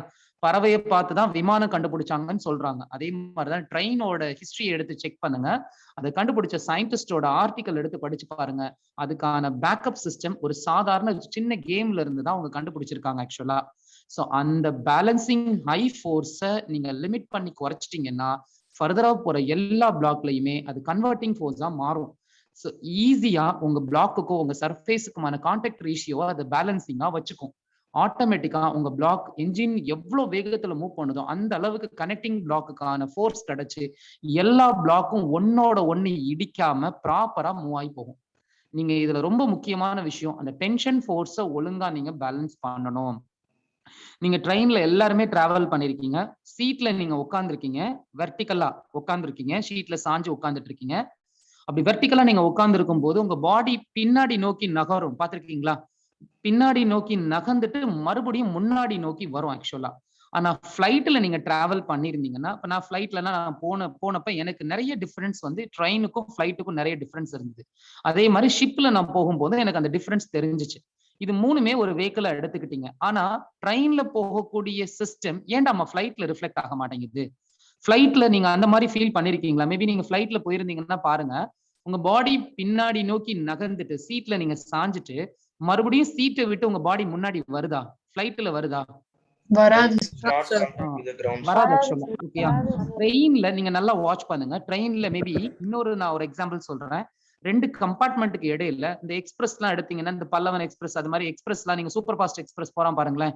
இந்த பெங்களூர் போவான், சென்னை டு பெங்களூர், அந்த டபுள் டக்கர் எக்ஸ்பிரஸ் எல்லாம் இருக்கும். ஓகே, அந்த மாதிரி ஜாயிண்ட் எக்ஸ்பிரஸ் எல்லாம் நிறைய இருக்கும். ஃபாஸ்டா போவான், பயங்கர ஆர்பிஎம் அதிகம் அந்த ட்ரெயினுக்கு எல்லாம் யூஸ்வலா. இப்ப நீங்க நிறைய ட்ரெயின் பாத்தீங்கன்னா, இப்ப எங்க திருச்சியில இருந்தெல்லாம் இங்க சென்னை வர்றதுக்கே டோட்டலா வந்து 4 ஹவர்ஸ்ல வந்துருச்சு இப்ப சூப்பர் ஃபாஸ்ட் எக்ஸ்பிரஸ் தான். சோ அப்படி நீங்க நல்ல பயங்கர ஃபாஸ்டா என்ஜின் மூவ்மெண்ட் கொடுத்து காத்து வேகமா அடிச்சிட்டு இருக்கும். அதை என்ஜின் ஃபோர்ஸ் கிழிச்சிட்டு பயங்கர வேகமா வழியில வந்துட்டு இருக்கும். நீங்க நார்மல் ஃபிளைட்டுக்கும் மிலிட்ரியில யூஸ் பண்ற ஃபிளைட்டுக்கும் நிறைய டிஃபரன்ஸ் இருக்கு. ஆக்சுவலா ரெண்டுமே பேஸ் கான்செப்ட் பெர்னோலிஸ் தியரம் தான் பேஸ் கான்செப்ட். பட் இருந்தாலும் அந்த ஏர் ஃப்ளோல அந்த பாடி எப்படி டிராவல் ஆகுது அது ரொம்ப இம்பார்ட்டன்ட். நீங்க நல்லா பாருங்க. இப்ப அந்த ட்ரெயின்ல நீங்க 2 கம்பார்ட்மெண்ட்டுக்கு இடையில ஒரு பிளேட் வச்சிருப்பாங்க. ரெஸ்ட் ரூம் பக்கத்துல இருக்கும் அந்த பிளேட். அந்த பிளேட்ல நீங்க யாராவது நின்னு பாத்திருக்கீங்களா? லைவா வாட்ச் பண்ணிருக்கீங்களா? அப்படி நீங்க வாட்ச் பண்ணீங்கன்னா பாருங்க, உங்க பாடி வந்து நீங்க நின்னுட்டு இருக்கும்போது மேல அப்வர்டுல தூக்கும். அப்படியே மேல் நோக்கி நீங்க நகருவீங்க. மறுபடியும் அப்படியே கீழே டவுன்வர்டுல நீங்க நகருவீங்க. மறுபடியும் ரைட் சைடு பாடி மூவ் ஆகி லெஃப்ட் சைடுல போடி பாடி ரிட்டர்ன் பேக் டு ரெஸ்ட்டுக்கு வரும். இதுல 4 சிஸ்டம் இருக்கு ஆக்சுவலா. அதாவது ground force, normal force, tension force, engine force. இந்த 4 ஃபோர்ஸ்மே அந்த ஒரு சிங்கிள் பிளேட்ல ஆக்டிங்ல இருக்கு. இதுல ஒரு கம்பார்ட்மெண்ட்க்கும் இன்னொரு கம்பார்ட்மெண்ட்டுக்கும் இடையில நீங்க பிளாட்ஃபார்ம்ல நின்னு பாருங்க. 2 கம்பார்ட்மெண்ட்க்கு இடையில ஒரு ஹூக் ராடு மாதிரி போட்டிருப்பாங்க. வளைஞ்ச மாதிரி இருக்கும், கொக்கி மாதிரி இருக்கும். அந்த ராடு பாத்தீங்கன்னா பெரிய பல்க் டைப் ராடு. அது அந்த ராடுல டென்ஷன் ஃபோர்ஸ் வந்து டிராவல் ஆகுது. மேபி அந்த டென்ஷன் ஃபோர்ஸ் பேலன்சபிளா இல்லாம அன்பேலன்ஸ்டு டென்ஷனா கன்வெர்ட் ஆயிடுச்சுன்னா அந்த ராடு உடஞ்சிரும். அப்ப என்ஜினோட கம்பார்ட்மெண்ட் போயிட்டு இருக்கும். உடஞ்ச ராடுக்கு அப்புறம் இருக்கிற கம்பார்ட்மெண்ட் ட்ராக்லயே நின்னு போயிடும். நீங்க அதே மாதிரி திடீர்னு என்ஜின்ல ஏதோ ஒரு பிரேக் சிஸ்டம் அவர் அப்ளை பண்றாரு அப்படின்னா இமீடியட்டா எல்லா கம்பார்ட்மெண்ட்டும் ஒன்னோட ஒண்ணு முட்டும். நீங்க எப்படி ட்ரெயின் கேம்ல விளையாடும் போது ஒருத்தரோட இடிச்சுக்கிட்டு எல்லாருமே கீழே விழுகுறீங்க, அதே பிரச்சனை தான் இங்கேயும் வரும். ஸோ அதை அவாய்ட் பண்றதுக்கு தான் 2 கம்பார்ட்மெண்ட்டுக்கும் இடையில spring is the best mechanical element. ஓகேயா, அந்த ஸ்ப்ரிங்கை நம்ம ப்ரொவைட் பண்ணிடுறோம். அந்த ஸ்ப்ரிங்கை நீங்க அழுத்துறீங்கடாமா, நல்லா கவனிங்க. ஸ்ப்ரிங்கை நீங்க அழுத்துறீங்க, அதை அழுத்திட்டு எந்த அளவுக்கு நீங்க அழுத்துறீங்களோ அதை தான் நாங்க அப்ளைட் ஃபோர்ஸ்ன்னு சொல்றோம். அந்த spring is return back to the normal position of the ஆக்சஸ்ன்னு சொல்றாங்க. அதை தான் நாங்க ரிஸ்டோரிங் ஃபோர்ஸ் அப்படின்னு நம்ம சொல்றோம். அந்த ரிஸ்டோரிங் ஃபோர்ஸ்னால ஆட்டோமேட்டிக்கா ஸ்ப்ரிங் எஃப்ஆர்னு சொல்லுவாங்க ஷார்ட்டா, அது திரும்ப return back to the same point. அப்ப பாடி உங்களுக்கு ட்ரெயின்ல பின்னாடி மூவ் ஆகுது, சீட்ல நீங்க உட்காந்துருக்கீங்க, அதே மாதிரி பாடி மறுபடியும் return back to the same point வந்துருச்சே. ஸோ அதுக்கு யாரு ரீசன் அப்படின்னா அந்த எஃப்ஆர் தான் ரீசன் ஆக்சுவலா. ஸோ இது மாதிரி முதல்ல மொத்த சிஸ்டமையுமே மூவ் பண்ணி கொண்டு போறதுல அந்த கனெக்டிங் ஃபோர்ஸ் அப்படிங்கிறதுல ரொம்ப important type of connecting force யாரு அப்படின்னா இந்த டென்ஷன் ஃபோர்ஸ் தான். ஓகேயா, ஸோ இப்போ உங்களுக்கு புரிஞ்சிருக்கும்னு நினைக்கிறேன். ஸோ இப்போ நான் உங்களுக்கு சின்ன எக்ஸாம்பிள் சொல்லிடுறேன். இங்க ஒரு பிளாக் நாங்க கனெக்ட் பண்ணியிருக்கோம். இந்த பிளாக்கோட பேர் வந்து கார்த்தி அப்படின்னு நம்ம எடுத்துக்கலாம். இந்த பிளாக்கோட பேர் வந்து என்ன, என்னோட பேர் தினேஷ்னு எடுத்துக்கோங்க. ஓகேயா, இப்ப தினேஷ் இங்க இருக்கோம், கார்த்தி இங்க இருக்கான். ஓகேயா, ஃபார் எக்ஸாம்பிள் இப்ப நம்ம 2 பேருமே கனெக்ட் பண்ணியிருக்கோம். இப்ப என்னோட வெயிட் வந்து ஒரு 68 kg நான் இருக்கேன் அப்படின்னா கார்த்தியோட வெயிட் வந்து ஒரு 60 kg இருக்கான் அப்படின்னு வச்சுப்போம். ஓகேயா, ஃபார் எக்ஸாம்பிள் இப்ப நாங்க 2 பேருமே இந்த ரோப்ல காமனா இருக்கும். இப்ப நான் உங்களுக்கு இன்னொரு எக்ஸாம்பிள் சொல்லிடுறேன். லிஃப்ட் எல்லாருமே டிராவல் பண்ணிருப்பீங்க. அந்த லிஃப்ட்ல ரோப் இருக்கு. அந்த ரோப் வந்து ஒரு மூவபிள் ரோப். ஓகே, ஆக்சுவலா இந்த ரோப்ல பிளாக் நீங்க கனெக்ட் பண்ணிட்டீங்க. இந்த பிளாக்குள்ளதான் எல்லாரும் இருக்கீங்க. மேக்ஸிமம் வெயிட் 440 kg அப்படின்னு கொடுத்துடுறாங்க.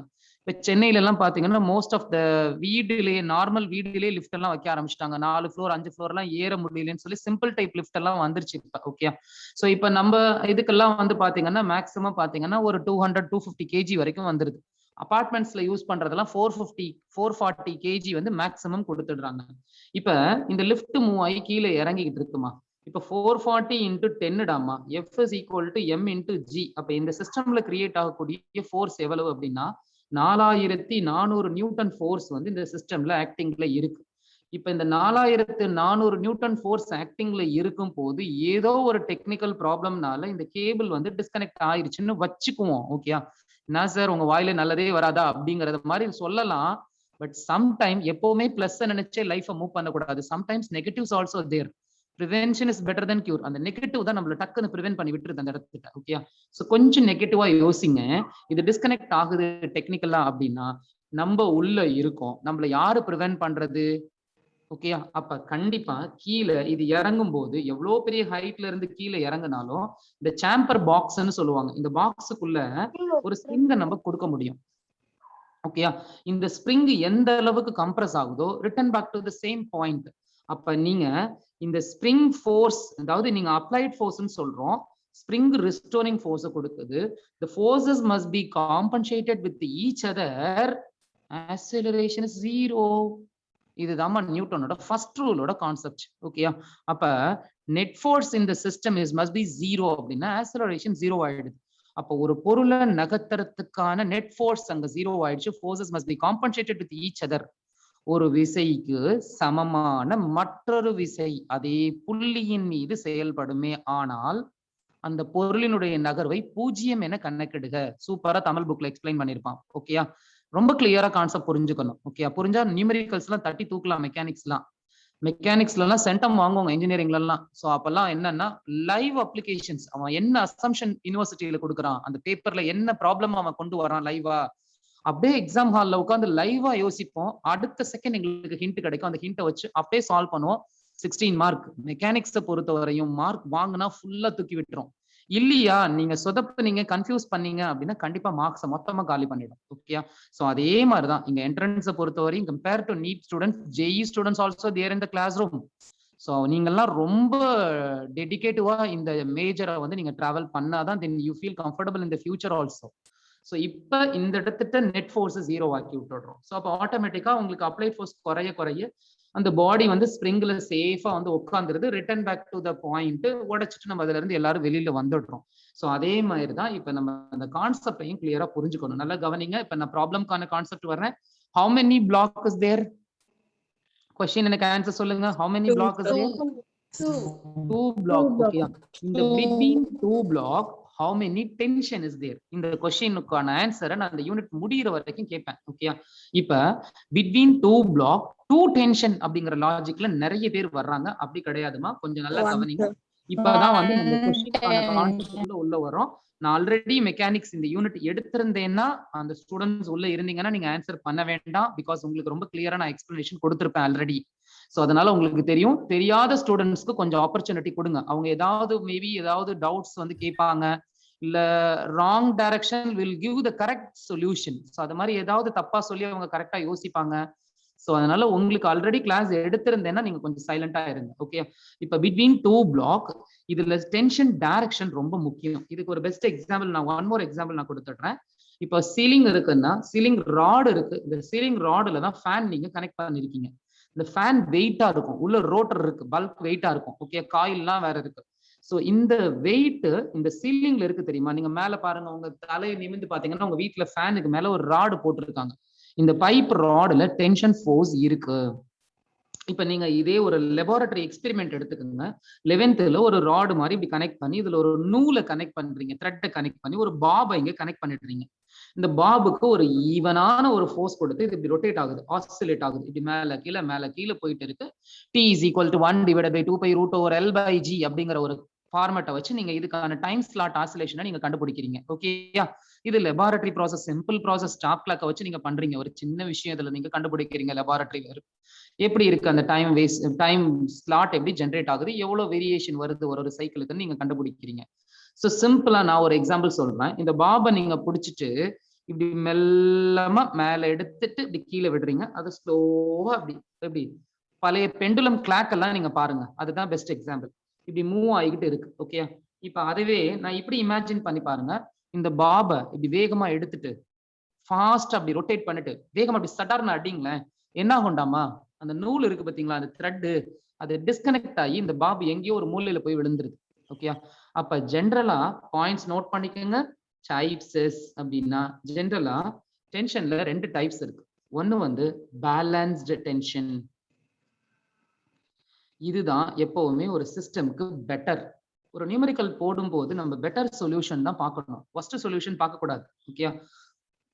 ஒரு கிளாஸுக்கு ரிசல்ட் அனாலிசிஸ் போடுறோம்னா நல்லா டாப்பர்ஸ் ரிசல்ட்ஸ் வச்சு தான் நம்ம போடணும். ஃபெயிலியர் ஸ்டூடெண்ட்ஸ் வச்சு ரிசல்ட்ஸ் போட்டா அது எப்படி கண்டிப்பா அது நல்லா இருக்குமா? அது நல்லா இருக்காது. ஸோ அதே மாதிரிதான் நீங்க போடுற நியூமெரிக்கல்ஸ் எல்லா நியூமெரிக்கல்ஸுமே ஹெல்த்தியஸ்ட் அசம்ஷனை பேஸ் பண்ணி தான் நீங்க நியூமெரிக்கல்ஸ் அப்ரோச் பண்ணணும். செகண்ட் டைப்புக்கு பேர் வந்து அன்பேலன்ஸ்டு டென்ஷன். ஓகேயா?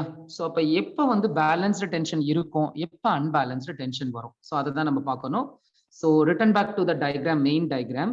இப்ப இந்த 60 kg கார்த்திக்ல இருந்து தினேஷ்க்கு ஒரு ரோப்ல ஒரு ஃபோர்ஸ் போகுது, arrow mark like this.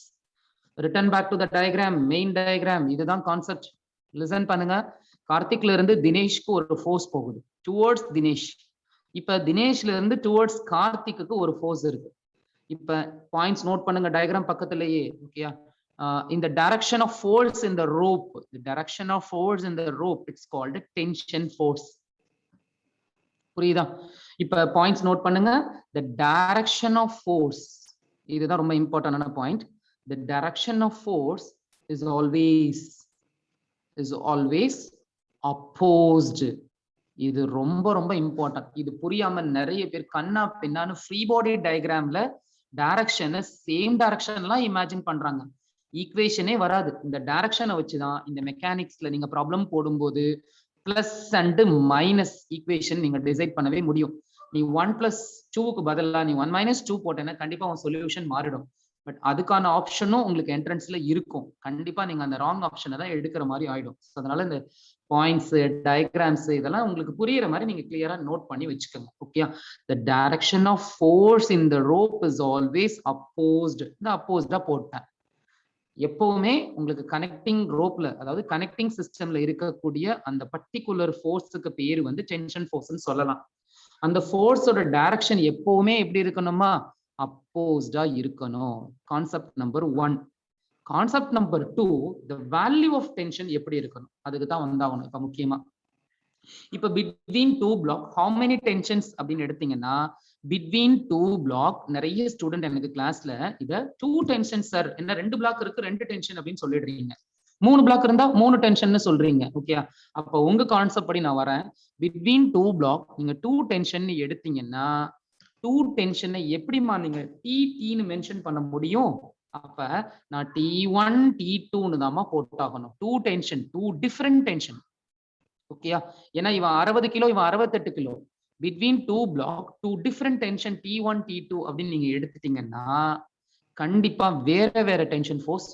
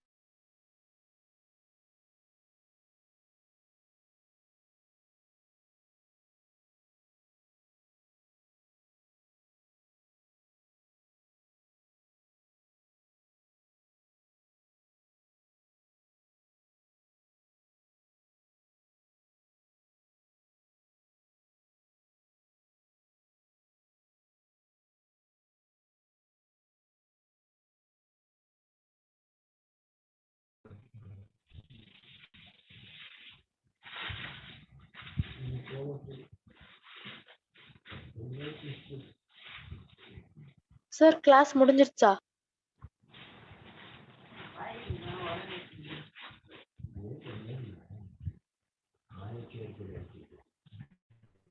Sir class முடிஞ்சிருச்சு சார். லெஃப்ட் ஆயிடலாமா சார்?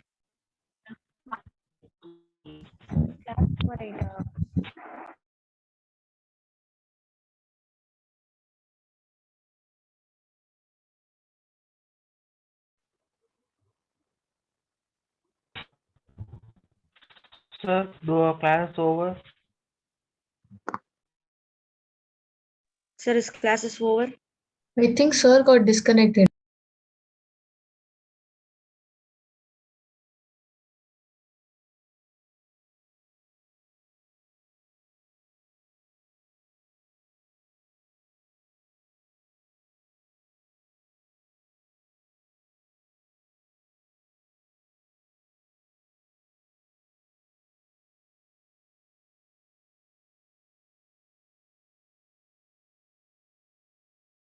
நம்ம லெஃப்ட் ஆயிடலாமா?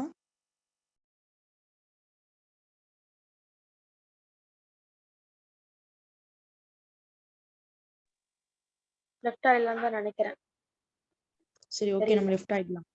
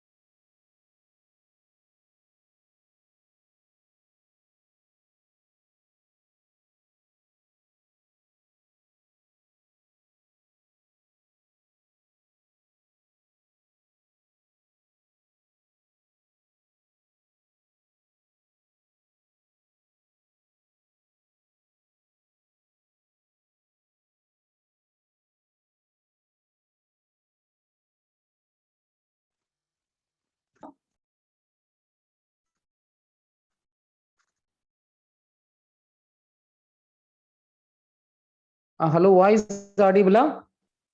Yes, sir. ஓகேம்மா.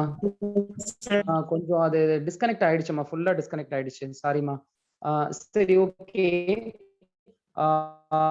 அதுல வந்து அந்த டென்ஷன் Sir, கான்செப்ட் மட்டும் video. தான் அவ்வளவுதான். ஸோ டென்ஷன் பொறுத்தவரை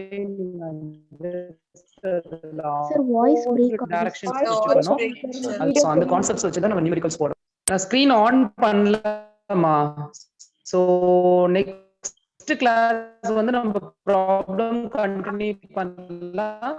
ஸோ கான்செப்ட்ஸ் வந்து இதோட முடிஞ்சிருச்சு. ஓகேயா? ஸோ அதனால நெக்ஸ்ட் கிளாஸ் வந்து will plan to solve the ப்ராப்ளமா. ஸோ அதனால நெக்ஸ்ட் கிளாஸ் வந்து நான் ப்ராப்ளம்ஸ் எல்லாம் எடுத்து வச்சிடுறேன். ஸோ அதனால நெக்ஸ்ட் கிளாஸ் வந்து நம்ம இதுக்கான ஃபுல் ப்ராப்ளம்ஸ் போட ஆரம்பிச்சிடலாமா. இது ஓகேமா? பாய்மா. கண்டினியூ நெக்ஸ்ட் கிளாஸ்மா. Thank you, sir. Thank you, sir. Thank you, sir. Thank you, sir. Thank you, sir. Thank you, sir.